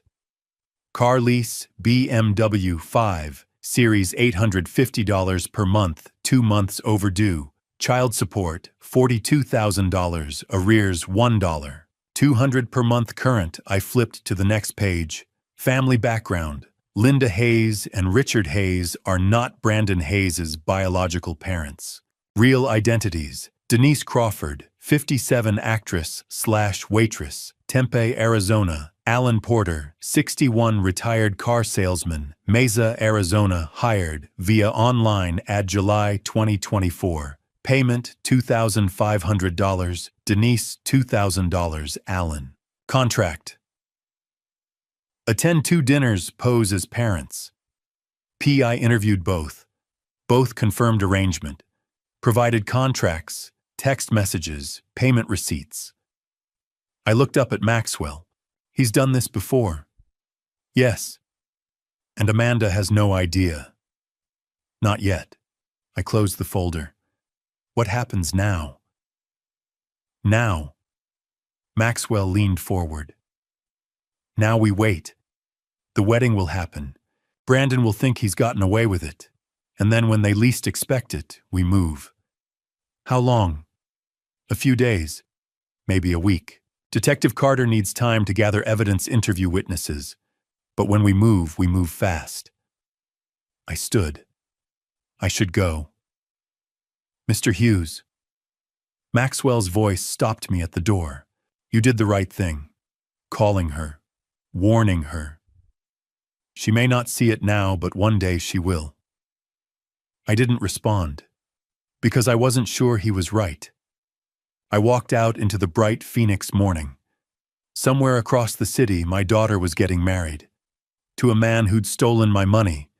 To a man who'd lied to her about everything, and there was nothing I could do to stop it. Not today, but soon. I went home. What else was I supposed to do? I couldn't go to the wedding. Amanda had made that clear. So I sat at my kitchen table, opened the PI report, and started reading. 37 pages. Brandon Michael Hayes. Full Background Investigation by Michael Brooks. Private Investigator. October 28, 2024. Page 1 Summary. I'd already read this part in Maxwell's office. Brandon Hayes, 34 years old. Unemployed. Criminal record. Outstanding warrants. But the details were in the rest of the report. Page 3. Criminal history. 2021. Denver, Colorado. Victim Michelle Torres. 29 marketing manager, amount stolen $95. 000 method. Brandon claimed his family owned a restaurant and needed capital to expand. Michelle took out a personal loan to invest. 2 weeks later, Brandon vanished, changed his phone number, deleted all social media accounts, left the state. Police report filed. No arrest made. Brandon fled to California. 2022. San Diego, California victim Jennifer Adams, 32, nurse amount, stolen $67,000 method. Brandon claimed his mother needed emergency surgery and he didn't have insurance. Jennifer gave him her savings. He disappeared the next day. Police report filed, classified as a civil matter by local PD. No arrest made. Brandon fled to Arizona. I set the report down and stared at the wall. He'd done this before, twice, and he was doing it again. To my daughter. Page 8. Financial profile. Current debts. Credit cards. $78,000 across 5 accounts, all maxed out. Car lease BMW. 5 Series, $850 per month, 2 months overdue. Repossession pending.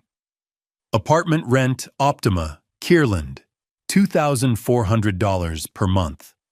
1 month overdue. Gambling debts, $12,000 owed to online casinos. Child support, $42,000, arrears, $1. $200 per month current order, total debt, $132,000, plus assets. None identified income, none verifiable. He was drowning. And he was using my money, my daughter, to stay afloat. Page 14. Business investigation. Hayes Properties, LLC. Business registration, none tax filings, none employees, none office location, none website created. June 2024, using a free template, Wix. No legitimate content. No client testimonials. No project portfolio. Conclusion. Hayes Properties, LLC is a fabrication. The business does not exist. I thought about that dinner in July, Linda and Richard Hayes talking about their family business, how proud they were of Brandon. All lies. Page 19. Parents. Investigation. Linda Hayes equals Denise Crawford, age 57, occupation actress/waitress, Tempe hired. July 2024 via online ad payment $2. 500 role pose as Brandon's mother at 2 family dinners, evidence contract, signed text messages, payment receipt, Venmo photograph from dinner, the arrogant butcher. July 12, 2024, PI interview Denise, confirmed arrangement. Quote, I thought it was harmless, just acting. I didn't know he was stealing from anyone. Richard Hayes equals Alan Porter. Age 61.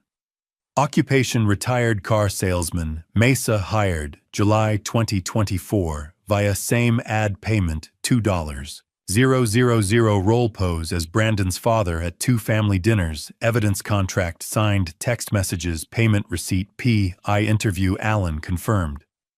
Quote, I needed the money. I'm living on Social Security. $2,000 for 2 dinners seemed easy. I feel terrible now. I closed my eyes. I'd sat across the table from them. I'd believed them. I'd thought they were a nice family. Page 25. Chloe Hayes and Melissa Rodriguez. Melissa Rodriguez, age 30. Occupation dental hygienist, Tempe relationship. Dated Brandon Hayes, 2018 to 2019. Chloe Hayes, age 4. DOB June 15th, 2020. Father Brandon Hayes. N. A test confirmed court-ordered 2021 child support order $1,200 per month. Arrears $42. Brandon has not paid since order issued. Warrant issued June 2023 for failure to pay. Recent development October 2024. Brandon wired $15,000 to Melissa Rodriguez on October 24, 2024. First payment in 3 years. Source of funds. Unknown, presumed stolen from Warren Hughes. I spoke with Melissa. Quote, he said he came into some money. I thought maybe he'd finally gotten a job. I had no idea it was stolen. Analysis: Brandon likely paid partial child support to clear the warrant and avoid arrest before obtaining a marriage license. I felt sick. He'd used my money, my daughter's theft, to pay off his debt to another woman, so he could marry Amanda without getting arrested. My phone rang. Detective Daniel Carter. Mr. Hughes, I wanted to update you. We have enough evidence for an arrest warrant. Multiple counts: fraud, identity theft, forgery, elder financial abuse. When? That's why I'm calling. I need you to let the wedding happen. I stood up. What? If we move now, if we arrest Brandon before the ceremony, Amanda might panic. She might destroy evidence, delete emails, erase bank records, claim she was coerced. She was coerced. Maybe. But we need her cooperation. And the best way to get that is to let her see what kind of man she married. Let her realize on her own that she made a mistake. How long do I have to wait? A few days, maybe a week. Let them go on their honeymoon. Let Brandon think he got away with it. Then we arrest him. And Amanda, she'll be questioned. If she cooperates, the DA might offer a plea deal, reduced charges, probation instead of prison. And if she doesn't, then she goes down with him. I hung up. It was 1 o'clock. The wedding was at 6. I sat at the table staring at the report for hours. At 5:30, I got in my car. I wasn't going to the wedding, but I needed to see it. I needed to know this was real. 6 p.m. The Clayton House, Scottsdale. I parked across the street, far enough that no one would notice me, close enough that I could see.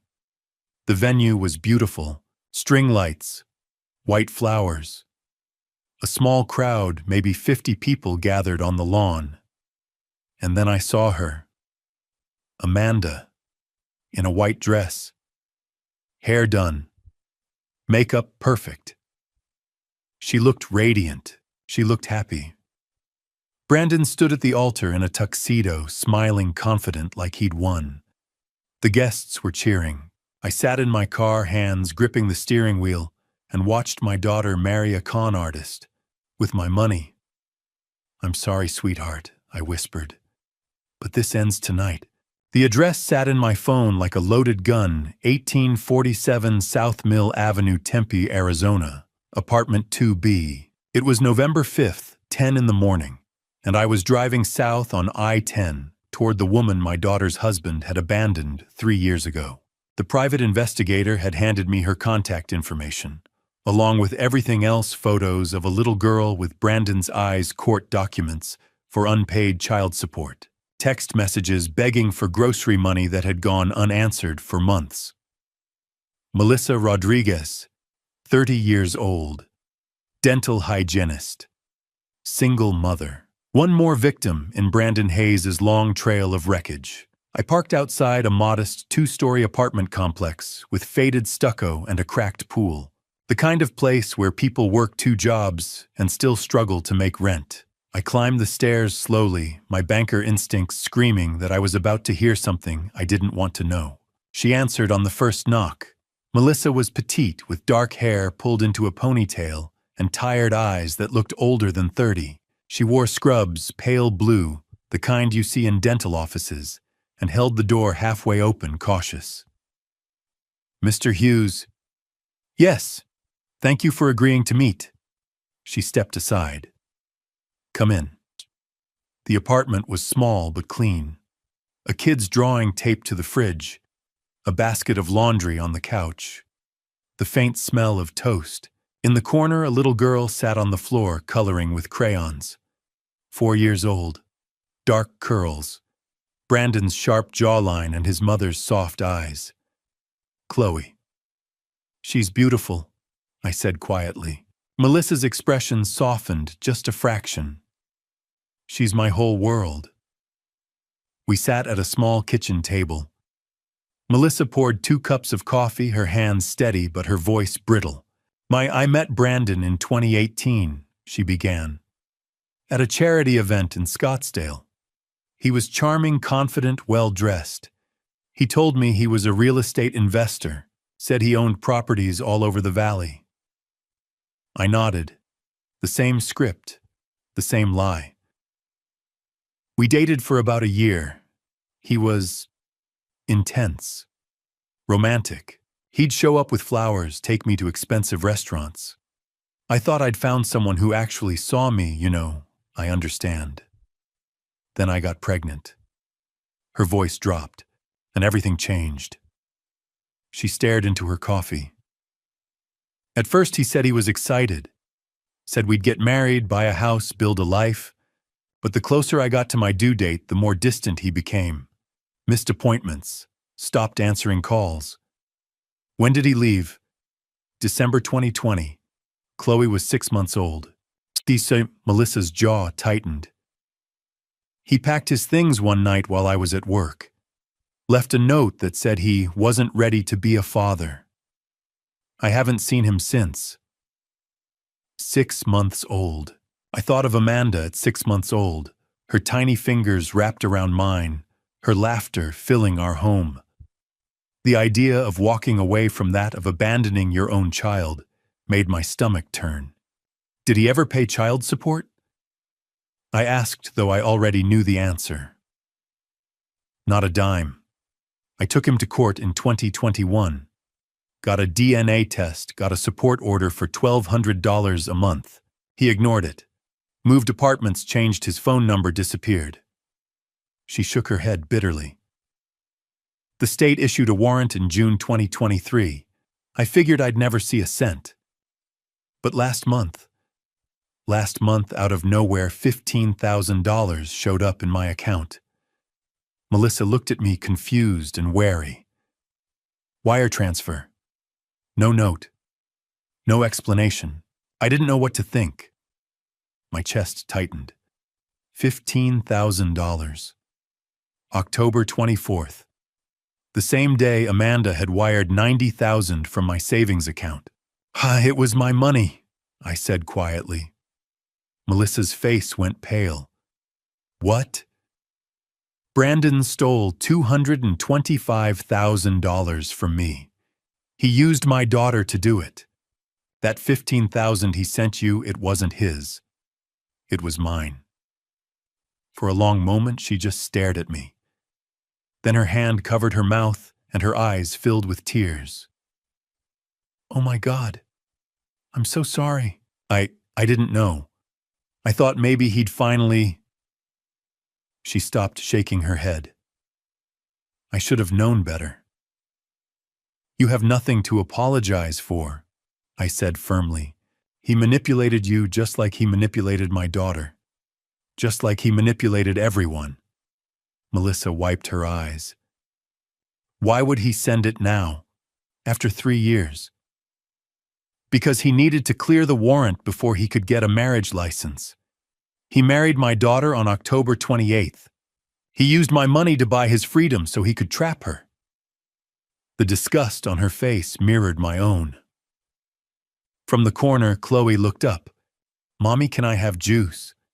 Melissa's expression shifted instantly, soft, protective. Of course, baby. She poured a small cup of apple juice and handed it to her daughter, brushing a curl from Chloe's forehead. The tenderness in that gesture broke something inside me. I thought of Amanda at 4 years old. Pigtails and scraped knees and absolute trust in her father. Where had I lost her? I reached into my jacket and pulled out an envelope, $5,000 in cash.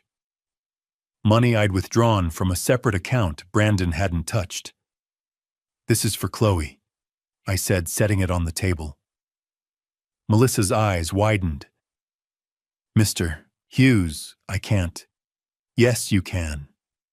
You've been raising his daughter alone for 3 years. You deserve support, and so does she. I met her gaze. I can't undo what he did, but I can try to help. Her hands trembled as she picked up the envelope. Thank you, I don't know what to say. Say you'll testify. She blinked. Want to testify? Brandon is going to face charges for fraud, identity theft, elder abuse.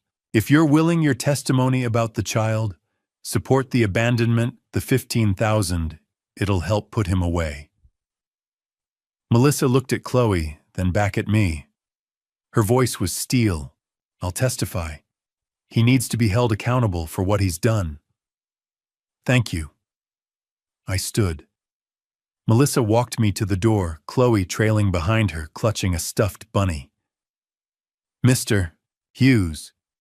I turned. Your daughter, do you think she knows about Chloe? I don't think so, but she will. Melissa nodded slowly. I hope she's okay. I hope she gets out before he destroys her too. So do I. I drove home in silence, hands tight on the wheel. Brandon Hayes wasn't just a con man. He was a destroyer of families. He left Melissa alone with a baby. He drained my life savings. He manipulated my daughter into betraying her own father, and he almost succeeded. But not anymore. Because now I had Melissa. I had the bank records. I had the evidence. And I wasn't going to let him destroy one more family. The call came on Friday night, 3 days after I met Melissa and Chloe. I was sitting in my kitchen, the same chair I'd occupied the morning I discovered the empty accounts, when my phone buzzed. Amanda's name lit up the screen. I let it ring twice before I answered. Hello, Amanda? Her voice was ice. We need to talk. No greeting, no pretense, just cold, surgical hostility. I'm listening. You need to drop the lawsuit. You need to call the bank and unfreeze the accounts. And you need to call the title company and release the escrow on the house. I leaned back in my chair, letting the silence stretch. Or Brandon and I will file a petition with the court to have you declared incompetent. We'll request a psychological evaluation, a guardianship hearing, and if necessary, we'll have you committed to a memory care facility. My stomach twisted, but I kept my voice steady. A memory care facility. That's right. Her tone was clipped, rehearsed. You're 58 years old. You're showing signs of confusion, paranoia, memory loss. You signed documents you claim you don't remember. You're making wild accusations against your own family. A judge will see that. I heard Brandon's voice in the background, low and smooth, coaching her. How much does a facility like that cost? I asked quietly. Around $8,500 a month. Don't worry, we'll make sure you're comfortable. $8,500 a month. For the rest of my life. Locked away, stripped of my autonomy while they drained whatever was left. It was a good plan. Clean. Legal. Cruel. You've thought this through, I said. We have. Her voice sharpened. So here's what's going to happen. You're going to admit you made a mistake. You're going to apologize. And you're going to make this right. Or you'll destroy me. Or we'll protect you, she corrected. From yourself. I closed my eyes and thought of Catherine. Thought of the little girl who used to draw pictures of superheroes. Thought of Melissa Rodriguez holding a 4-year-old child Brandon had abandoned. And I thought, enough. Amanda, before you do that, there are a few things you should know about your husband. I don't want to hear. In 2021, Brandon defrauded a woman named Michelle Torres in Denver. He convinced her to invest $95,000 in a fake restaurant. She lost her retirement savings. Silence. In 2022, he did it again. Jennifer Adams, San Diego, $67,000. He told her his mother needed surgery. There was no mother. No surgery. That's a lie. Your in-laws, Linda and Richard Hayes. Their real names are Denise Crawford and Alan Porter. They're actors. Brandon paid them $4,500 to pretend to be his parents at that dinner in July. I heard her breath catch. And the best part, Amanda Brandon has a 4-year-old daughter. Her name is Chloe. Her mother is Melissa Rodriguez, a dental hygienist in Tempe. He hasn't paid a dime of child support in 3 years. He owes $42,000. There's a warrant out for his arrest. You're lying. He sent Melissa $15,000 on October 24th, the same day you wired $90,000 from my savings account. He used my money to clear the warrant so he could marry you. Stop it. He's a con man, Amanda. He's been running this scam for years, and you helped him do it. Brandon. Her voice turned away from the phone, sharp and panicked. Brandon, what is he talking about? What daughter, what actors? I heard Brandon's voice, distant but fast, trying to control the narrative. Baby, he's lying. He's trying to... Who the hell is Melissa Rodriguez? Amanda, listen to me. Who is Denise Crawford? The line exploded into shouting. Amanda's voice, shrill and furious. Brandon's voice louder, defensive, scrambling. I heard something crash, a glass, maybe a plate, and then the call cut off. I set the phone down on the table and stared at it. 30 seconds later, it rang again. Unknown number. I answered. Hello, Mr. Hughes. A woman's voice. Older. Shaky. This is Denise Crawford. I sat up straight. Ms. Crawford, I need to talk to you. About Brandon. I'm listening. She took a breath. It sounded like she'd been crying. I didn't know. When he hired me, I didn't know what he was doing. He said it was a prank. A surprise for his girlfriend. He said her real parents had passed away, and he wanted to give her a family experience before he proposed. And you believed him. I'm an actress, Mr. Hughes. I take gigs where I can get them. $2,500 for one dinner, it seemed harmless. Her voice cracked. But then I saw the news. I saw your name. I saw the lawsuit. And I realized I helped him steal from you. You did. I'm so sorry. She was crying now. I have a father. He's 73. If someone did this to him, I'd... She stopped. I want to make this right. I'll testify. I'll give you everything, the contract, the text messages, the Venmo receipts. Whatever you need. I exhaled slowly. Thank you, Ms. Crawford. I'm sorry, she whispered again. I'm so sorry. The line went dead. I sat there in the dark, phone in hand, the weight of the last 2 weeks pressing down on my chest like a stone. A knock at the door. I didn't move. Another knock. Warren, it's Frank. Open up. I let him in. Frank Donovan took one look at me and steered me back to the kitchen table. He didn't ask questions. He just made coffee, set a mug in front of me, and sat down. She called, I said finally. Amanda.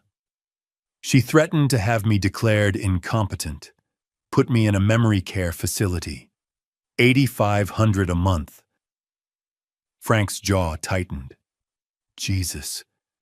Then I told her about Chloe, about Melissa, about the fake parents. I looked at him. She didn't know Frank. She had no idea. And now she does. I nodded. Frank leaned forward, his voice low and firm. Listen to me. You didn't destroy her marriage. You didn't ruin her life. You're saving her life. She doesn't see it that way. Not yet, but she will. He gripped my shoulder. Brandon Hayes is a predator. He was going to bleed her dry and leave her with nothing. You stopped him. I looked down at my coffee. I just wish it didn't have to be like this. I know. We sat in silence, 2 old men in a dark kitchen, while somewhere across the valley my daughter's world fell apart, and I couldn't do a damn thing to stop it. Sunday morning, November 10th. James Maxwell's office was quiet. The hallways empty except for the hum of the air conditioning and the distant sound of traffic on Camelback Road. I sat across from Maxwell at his desk, a yellow legal pad between us covered in names and notes. Frank Donovan sat to my right, arms crossed, his face set in grim determination. Let's go through the witness list one more time, Maxwell said, tapping his pen against the pad. Preliminary hearing is in 6 days. We need everyone locked in. I nodded. Go ahead. Denise Crawford, he began. Also known as Linda Hayes, she's agreed to testify about the fake parent scheme. She'll bring the contract Brandon gave her, the text messages, and the Venmo receipts, showing he paid her $2,500. She called me Friday night, I said. She sounded genuinely remorseful. Good. Remorse plays well in court. Maxwell made a note. Alan Porter, Richard Hayes. Same deal. $2,000. He's on board. Between the two of them, we can prove Brandon fabricated his entire family background. Frank leaned forward. What about the women he scammed before? Michelle Torres, Denver, 2021. $95,000 stolen through a fake restaurant investment scheme. She's willing to testify via Zoom. Maxwell flipped a page. Jennifer Adams, San Diego, 2022. $67,000. Same story, fake crisis, fake urgency, real money. She'll also testify remotely. I felt a flicker of gratitude toward these women. They didn't have to come forward. They could have stayed silent, buried. The shame moved on. But they chose to speak. And Melissa Rodriguez, I asked. She's local, so she'll appear in person. Single mother, 4-year-old daughter, 3 years of unpaid child support. Her testimony establishes a pattern of abandonment and financial irresponsibility. Maxwell looked at me. She'll be compelling. I thought of Chloe coloring on the floor of that small apartment. She's a good mother. She deserves justice. She'll get it. Maxwell set down his pen. Now the harder part. Detective Carter called me yesterday. I straightened. What did he say? Amanda is also under investigation. The words hung in the air like a blade. For what? Frank asked, though we all knew the answer. Conspiracy to commit fraud, identity theft, forgery.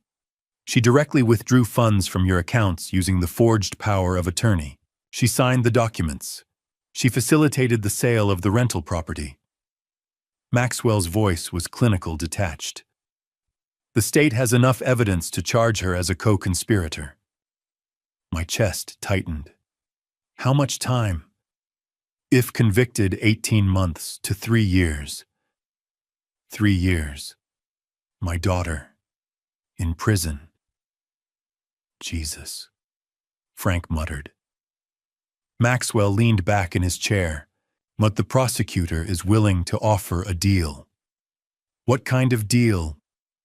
Amanda testifies against Brandon, full cooperation. She provides documentation, communications, anything that ties him to the fraud. In exchange, the prosecutor will recommend a suspended sentence, probation, community service, restitution, but no jail time. I stared at him.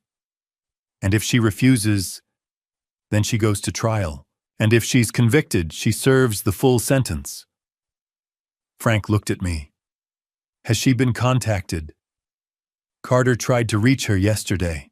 She didn't answer. He left a message explaining the situation and gave her until Wednesday to respond. Wednesday. 3 days from now. What do you think she'll do? Frank asked quietly. I didn't answer. I didn't know. Would she cooperate? Would she finally see Brandon for what he was, a liar, a thief, a man who had used her to destroy her own father, or would she refuse? Would she stand by him, convinced that I was the villain, that this was all some elaborate scheme to control her life? I thought of the girl who used to hold my hand crossing the street, the girl who drew pictures of superheroes, the girl who promised to take care of me after her mother passed. And I thought of the woman who had threatened to lock me in a memory care facility. I didn't know which version of Amanda would show up on Wednesday. Warren, Maxwell's voice pulled me back. Sorry. What? I asked if you want me to reach out to her. Lawyer to lawyer. Explain the situation. I hesitated. Would it help? It might. Sometimes hearing it from a neutral party makes a difference. Do it, I said. But don't pressure her. Just make sure she understands what she's facing. Maxwell nodded. I will. We finished the meeting an hour later. Frank walked me to my car, his hand on my shoulder. She'll do the right thing, he said. I hope so. She's your daughter, Warren.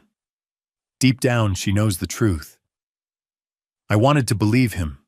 I really did. But I'd spent the last 2 weeks learning that the people you trust the most can hurt you the deepest. The night of November 15th, I lay awake in bed, staring at the ceiling. Tomorrow was the preliminary hearing. Tomorrow a judge would decide whether there was enough evidence to move forward with charges against Brandon Hayes. And somewhere across the valley, Amanda was making a choice. Cooperate and save herself. Refuse and go down with the man who had destroyed us both. I thought of Catherine, wondered what she would say, wondered if she would forgive me for what I was about to do to our daughter. At 2 a.m. my phone buzzed, a text from James Maxwell. Amanda's attorney just called. She's in. She'll testify. Preliminary hearing is still on for tomorrow 9 a.m. I read the message 3 times. Then I set the phone down, closed my eyes, and let out a breath I didn't know I'd been holding. She chose the truth. She chose to survive. And maybe, just maybe, she chose me. The Maricopa County Superior Court sat like a concrete fortress in downtown Phoenix, its glass and steel facade glinting in the early morning sun. I arrived at 8 o'clock, my tie knotted too tight, my hands clammy despite the dry November air. Frank met me at the entrance. He didn't say anything, just clapped me on the shoulder and walked beside me through security, through the lobby, up the elevator to the 3rd floor. James Maxwell was waiting outside courtroom 3C, briefcase in hand, his expression calm and professional. Ready? He asked. I nodded, though I wasn't sure I was. Brandon's already inside. He was transferred from the 4th Avenue jail this morning. And Amanda? Maxwell's face tightened. She's not coming. My stomach dropped. What do you mean she's not coming? She said she'd testify. She will, but not today. This is just the preliminary hearing. The judge will decide if there's enough evidence to proceed to trial. Amanda's testimony comes later. He paused. She asked to stay away from the courthouse today. She's struggling. I wanted to ask more, but the bailiff opened the door and called us inside. The courtroom was smaller than I expected. Wood-paneled walls, fluorescent lights, rows of empty benches. A handful of people sat scattered in the gallery, journalists, I guessed, or curious onlookers. I took a seat in the front row, Frank beside me, Maxwell at the prosecutor's table, and then they brought him in. Brandon Hayes. He wore an orange jumpsuit, his hands cuffed in front of him, his hair disheveled, his face pale and unshaven. Gone was the polished confidence, the expensive suit, the Tag Heuer watch. He looked smaller now, diminished. But when his eyes found mine, they burned with rage. He stared at me across the courtroom, his jaw clenched, his expression promising violence. I held his gaze and didn't look away. You did this to yourself, I thought. Not me. The bailiff announced the judge, Honorable Margaret Finch, a woman in her 60s with steel-gray hair and a no-nonsense demeanor. She took her seat, opened a file, and looked at Brandon without a trace of sympathy. Mr. Hayes, you are charged with 8 counts. Please remain standing. Brandon stood, his public defender, a tired-looking man in an ill-fitting suit, beside him. The prosecutor, a sharp woman named Lisa Ortega, rose from her table. Your Honor, the state charges the defendant with the following: count 1, elder financial abuse, Arizona Revised Statutes Section 46-456.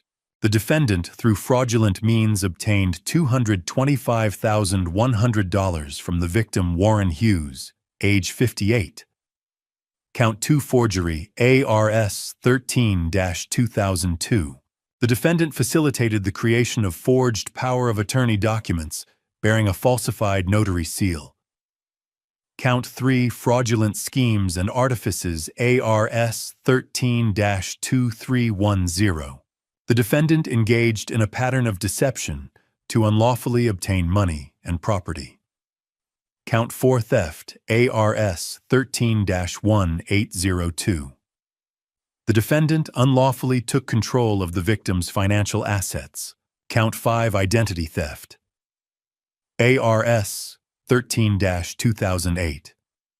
The defendant used falsified documents to impersonate authorized authority over the victim's accounts. Count 6, child support evasion, ARS 25-681. The defendant owes $42,000 in unpaid child support and has evaded legal obligations for 3 years. Counts 7 and 8. Additional conspiracy and fraud charges related to prior victims in Colorado and California. Judge Finch looked at Brandon. How do you plead? Brandon's lawyer cleared his throat. Not guilty, Your Honor. Noted. Ms. Ortega, call your first witness. For the next 2 hours, I watched the case against Brandon Hayes unfold like a landslide. Denise Crawford took the stand first. She was nervous, her voice shaking, but she told the truth. She described the contract, the $2,500, the text messages, where Brandon had coached her on what to say at the dinner.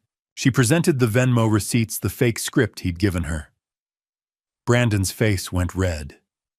Alan Porter followed. Same story. $2,000. A paid performance. He handed over his contract and his phone records. Brandon whispered furiously to his lawyer. Melissa Rodriguez was next.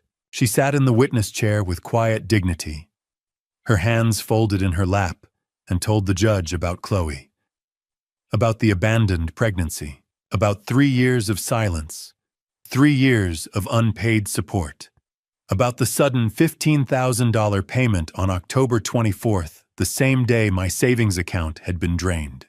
Brandon stared at the table. Then came the Zoom testimony. Michelle Torres, calling in from Denver, described how Brandon had convinced her to invest $95,000 in a non-existent restaurant. Her voice broke when she said she'd lost her retirement savings. Jennifer Adams from San Diego recounted a nearly identical scam. $67,000, a fabricated story about his mother's surgery. No mother, no surgery. By the time the last witness finished, Brandon looked like a cornered animal. Judge Finch reviewed her notes. Mr. Hayes, I find sufficient evidence to bind you over for trial on all 8 counts. Bail is set at $500,000. $500,000. Brandon's lawyer leaned over, whispered something. Brandon's face went ashen. Your Honor. The lawyer said, my client does not have the resources. Then he'll remain in custody until trial. Judge Finch's gavel came down. We're adjourned. Brandon was led away in handcuffs. He looked back once, his eyes locking on mine. I didn't flinch. Outside the courthouse, the desert sun beat down on the pavement, shimmering in waves of heat. I loosened my tie and took a breath. Detective Daniel Carter approached, his badge clipped to his belt. Mr. Hughes, a word. Frank and Maxwell stepped aside. Carter lowered his voice. We'll be issuing a warrant for your daughter within 48 hours. Conspiracy, fraud, forgery. She'll need to turn herself in. My chest tightened. She agreed to cooperate. I know, and that'll help her. But she still committed crimes. The law doesn't care if she was manipulated. Carter's expression softened. I'm sorry. I know this isn't easy. Will she go to jail? Depends on the judge. If she cooperates fully, testifies, shows remorse, probably probation. But she'll have a record. I nodded slowly. Thank you, Detective. He walked away. I stood there on the courthouse steps, the noise of the city buzzing around me, cars, voices, the distant wail of a siren. My phone buzzed. A text. Unknown number. I opened it. Dad, I need to talk. Amanda. I stared at the screen. 4 words. After 2 weeks of silence. After threats lies theft. Dad. I need to talk. Frank stepped beside me. What is it? I showed him the message. He exhaled slowly. What are you going to do? I looked up at the courthouse, then back at the phone. I don't know, I said quietly, but I knew I couldn't ignore her. Not yet. If you're invested in Warren's journey, comment waiting so I can feel your support. Before we continue, the upcoming part has creative elements woven in for impact. If that's not your style, you're welcome to close the video now. Totally understandable. The cafe in Old Town Scottsdale was quiet at 4 in the afternoon. I sat near the back, black coffee untouched, waiting. Amanda walked in 7 minutes late. I almost didn't recognize her. No makeup, hair in a messy ponytail, oversized gray sweater jeans. Her eyes were red and swollen, her face pale. She looked like she hadn't slept in days. She sat down across from me without a word. Hi, Dad. Her voice was barely audible. Hi, sweetheart. Silence stretched between us. She twisted her fingers together, staring at the table. I'm sorry, she whispered. I'm so sorry, Dad. For everything. For the money. For the house. For what I said about Mom. About the nursing home. I didn't mean it. I was just... Her voice broke. She pressed her palms against her eyes, trying not to cry. I waited. Brandon told me you wouldn't even notice, she said, tears spilling over. He said you had so much money that taking a little wouldn't hurt you. He said you'd want to help me. And you believed him. I wanted to believe him, because I was desperate. She looked up at me, her face wet. I'm $28,000 in debt, Dad. Credit cards. I was about to be evicted. I didn't know what to do. $28,000. Why didn't you come to me? I asked quietly. Why didn't you just ask? She shook her head. Because I was ashamed. Because I didn't want you to think I was a failure. Her voice dropped. And because after Mom died, you disappeared. Not physically, but emotionally.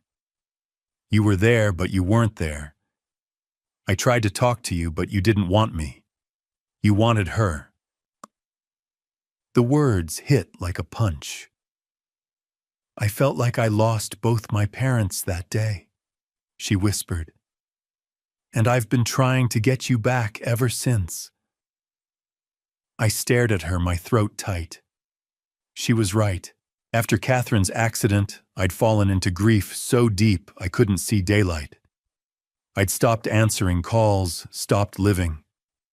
I'd abandoned my daughter when she needed me most. Amanda. I said, my voice rough. I'm sorry. I didn't know. I know you didn't. That's why I didn't say anything. She wiped her eyes. Brandon knew. He knew I was angry. He knew I felt abandoned. And he used it. He told me you owed me. That taking the money wasn't stealing it, was taking what was already mine. And now I know he lied about everything.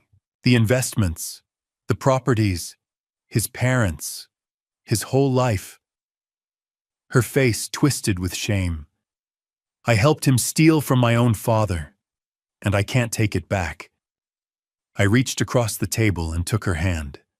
She flinched, then gripped my fingers like a lifeline. I forgive you, I said. She shook her head violently. You shouldn't. I don't deserve, Amanda. Look at me. She did, tears streaming. I forgive you.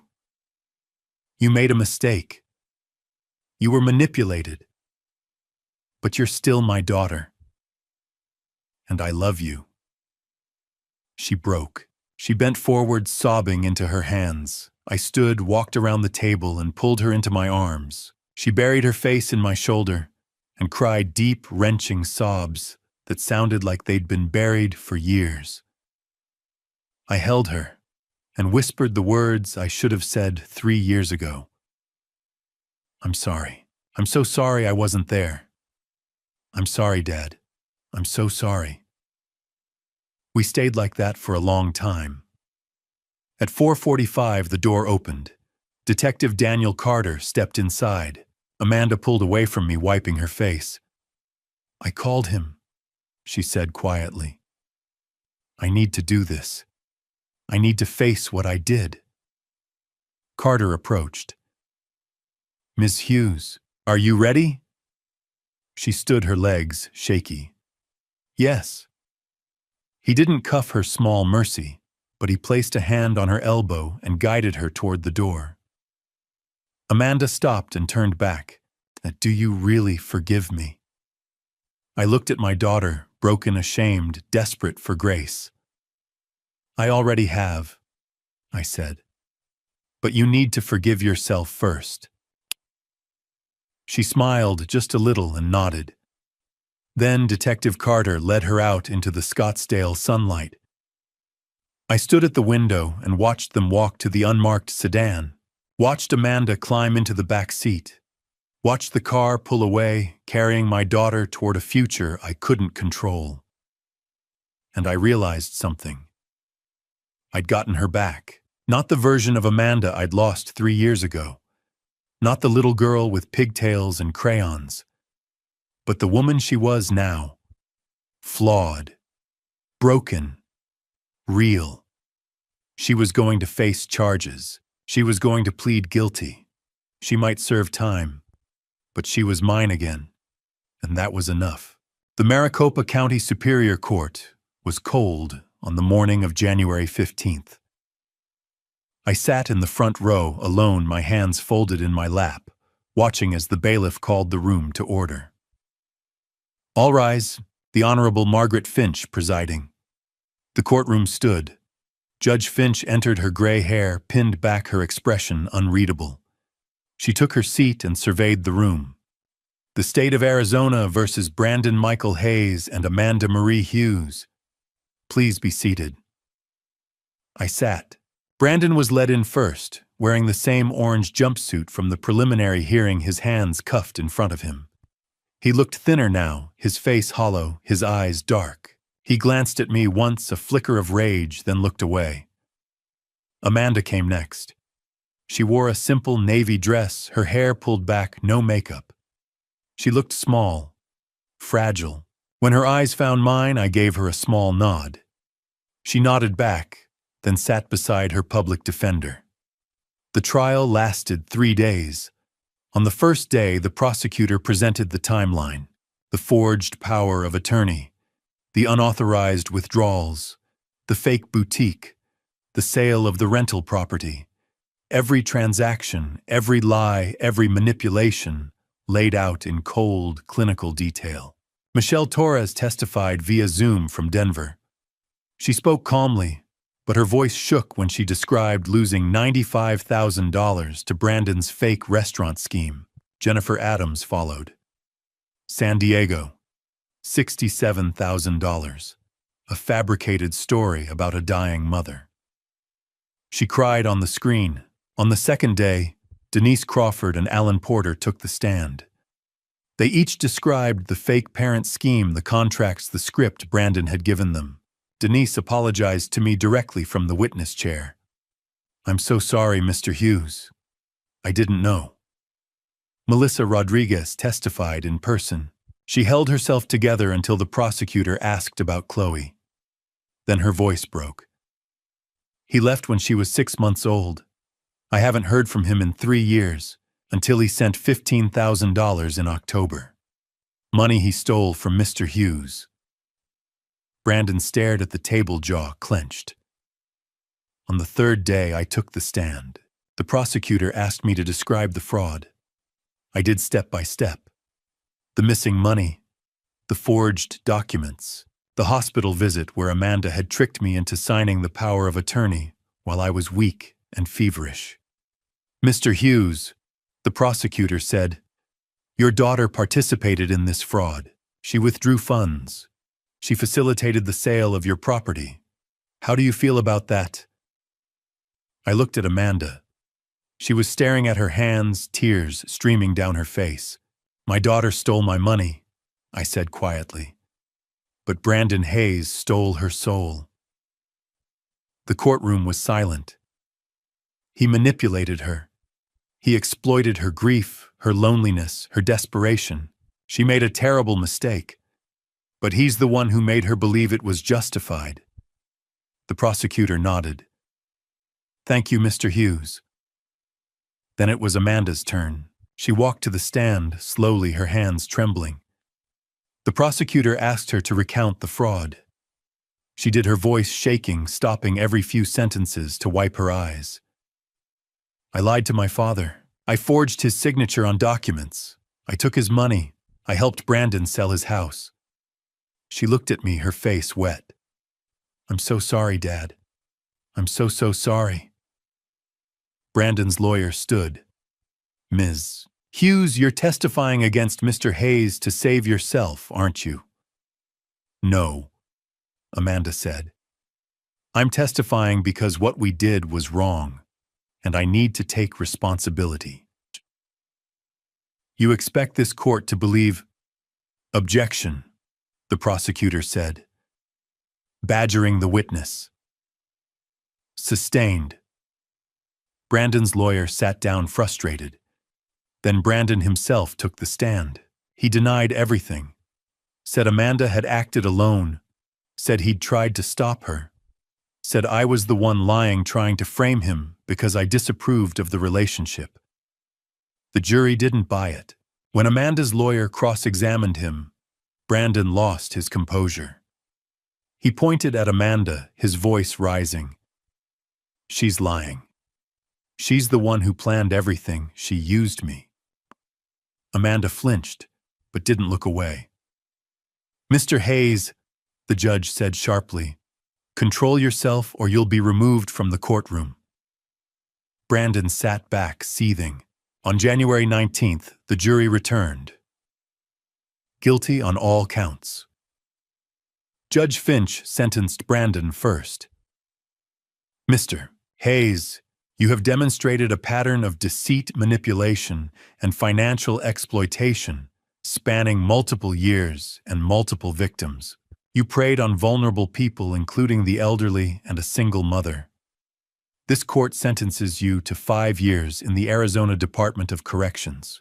You are also ordered to pay restitution of $275,100 to Warren Hughes and $42,000 in child support to Melissa Rodriguez.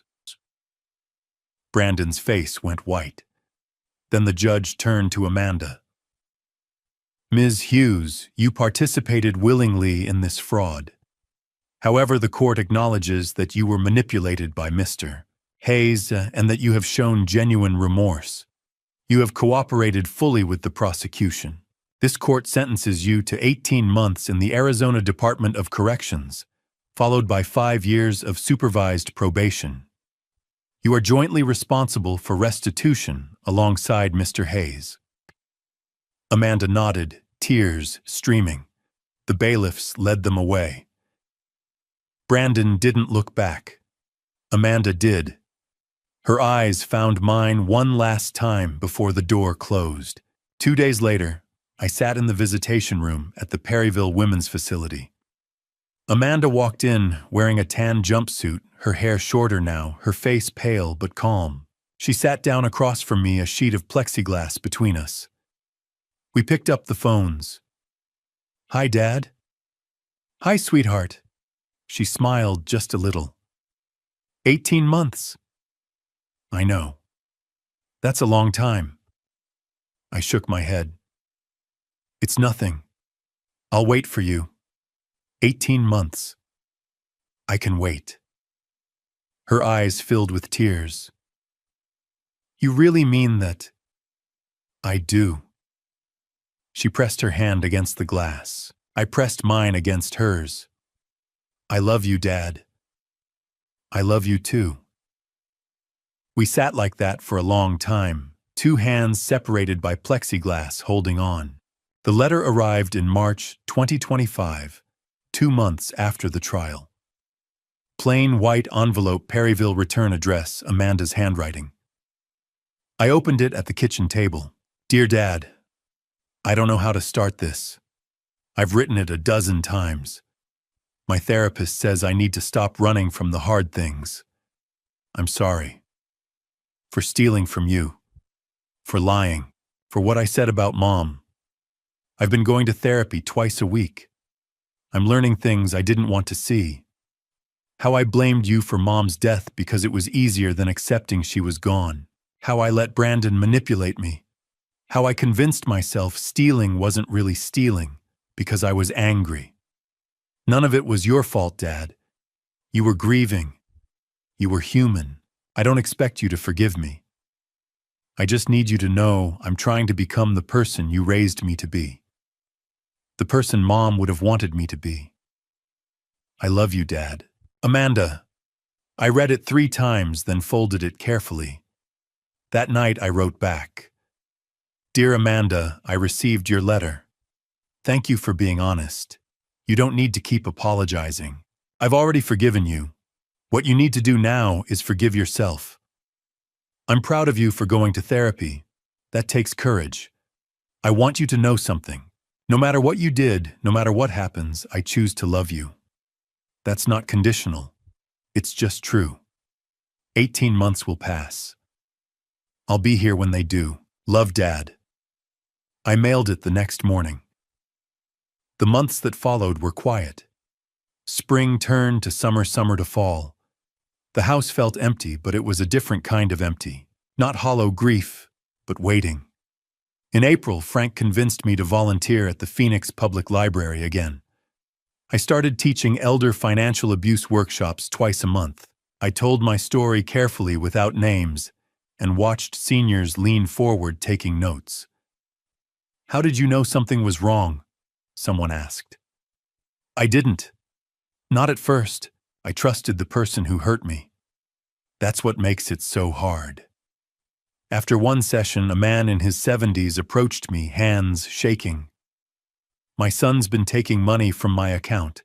I didn't know who to tell." I gave him James Maxwell's card. "Call this lawyer. He'll help you." The man's eyes filled with tears. "Thank you." I thought of Amanda, how easily I could have stayed silent. But I hadn't. And maybe this man wouldn't either. In June, I used part of the restitution money trickling in from Brandon's prison wages and set up a small fund. $5,000. The Catherine Hughes Elder Protection Fund. Money to help other victims pay for legal fees, counseling basic needs. Frank helped me file the paperwork. Catherine would be proud. I hope so. Letters from Amanda came every 2 weeks. She told me about therapy sessions, her job in the prison library, the book club she'd joined. She told me about the women she'd met, all trying to survive their mistakes. "There's a woman here named Maria. She embezzled money to pay for her daughter's cancer treatment. She's been here 3 years. She says the hardest part isn't the time, it's the guilt. I understand that now." I wrote back every time. Short notes, updates about the house, Frank's terrible golf game, the workshops, the fund. "You're doing good work, Dad," she wrote in October. "I'm proud of you." I cried when I read that. In November, Frank invited me to Thanksgiving at his daughter's house. I almost said no. The thought of celebrating while Amanda sat in a cell felt unbearable. But I went. Frank's grandkids ran around shrieking. His daughter handed me a plate of turkey. I ate, smiled when I was supposed to. On the drive home, Frank asked, "You doing okay?" "I'm managing." "She'll be out in 7 months." "I know." December came. I put up a small Christmas tree for the first time since Catherine passed. I hung a few ornaments plugged in the lights and stared at it. On Christmas Eve, I wrote Amanda, "Dear Amanda, I miss you. I don't say that enough, but it's true. I put up a tree this year. Maybe because I wanted to remember when you were little. Maybe because I needed to believe good things can come back. 6 more months. We're almost there. Merry Christmas, sweetheart. Love, Dad." January arrived cold and clear. I marked days on the kitchen calendar. 18 months minus 13, 5 to go. In February, Amanda's letter was different. "Dear Dad, I've been thinking about what happens when I get out. I'm scared. Scared I won't find a job. Scared people will judge me. Scared I'll disappoint you again. But I'm also hopeful. I've changed, Dad. I understand now what I did, not just to you, but to myself. I let anger and fear make my decisions. I won't do that again. I don't know what my life will look like in 4 months, but I know I want you in it. If you'll still have me. Love, Amanda," I wrote back immediately. "Dear Amanda, of course I'll have you. You're my daughter. That hasn't changed. It never will. You're going to be okay, better than okay. You're going to build a life you're proud of. And I'll be here to help however I can. 4 more months. I'm counting down with you. Love, Dad." On the last night of February, I sat on the back porch wrapped in a jacket staring up at the desert sky. The stars were bright and endless. I thought about the last 18 months, the theft, the trial, the letters, the waiting. I thought about Catherine, about the promise I'd made to protect our daughter. I'd failed for a long time, but in the end I'd kept it. I reached into my jacket and pulled out a folded piece of paper. Amanda's drawing from 1999. My daddy the hero. The crayon lines faded the paper soft. I stared at it for a long time. We made it, Catherine. I whispered into the cold desert air. 4 more months. We're going to make it. And for the first time in years, I believed it. When I look back at everything that happened, I don't just see betrayal. I see my own silence, my own grief, my own blindness. This wasn't only a family story about money. It was a family story about distance pride and the dangerous things we don't say out loud. I thought being strong meant handling pain alone. I was wrong. If you take anything from this family story, let it be this. Don't ignore red flags just because they come wrapped in love. Don't sign what you haven't read. Don't assume your children are fine because they smile. And don't disappear emotionally the way I did after my wife died. That vacuum became the space someone else stepped into. People may call what I did dad revenge, but it wasn't revenge. Real dad revenge isn't about destroying your child. It's about stopping the person destroying them. And sometimes painful truth is the only form of protection. If there was any dad revenge in this journey, it was aimed at deception, not at my daughter. Justice matters, accountability matters, but so does grace. I believe God does not waste pain, He uses it to refine us. I lost money, I lost peace, but I found my daughter again. And that is worth more than any account balance. Now, from my heart to yours, thank you for staying with me until the end of this journey. Leave a comment and tell me, what would you do if you were in a father's place, betrayed by his own child, yet forced to choose between justice and mercy? I truly want to hear your perspective. If this story moved, you consider subscribing so you don't miss future episodes. Please note, while inspired by real-life social issues, certain elements have been dramatized for storytelling. If this type of content isn't for you, feel free to explore other videos that better match your interests. 담으면 으깨지겠지?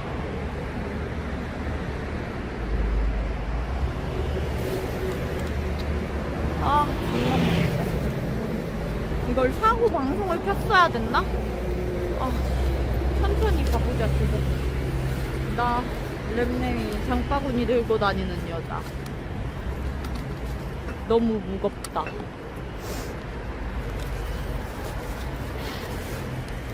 아이. 아. 이게 너무. 가만히 계세요.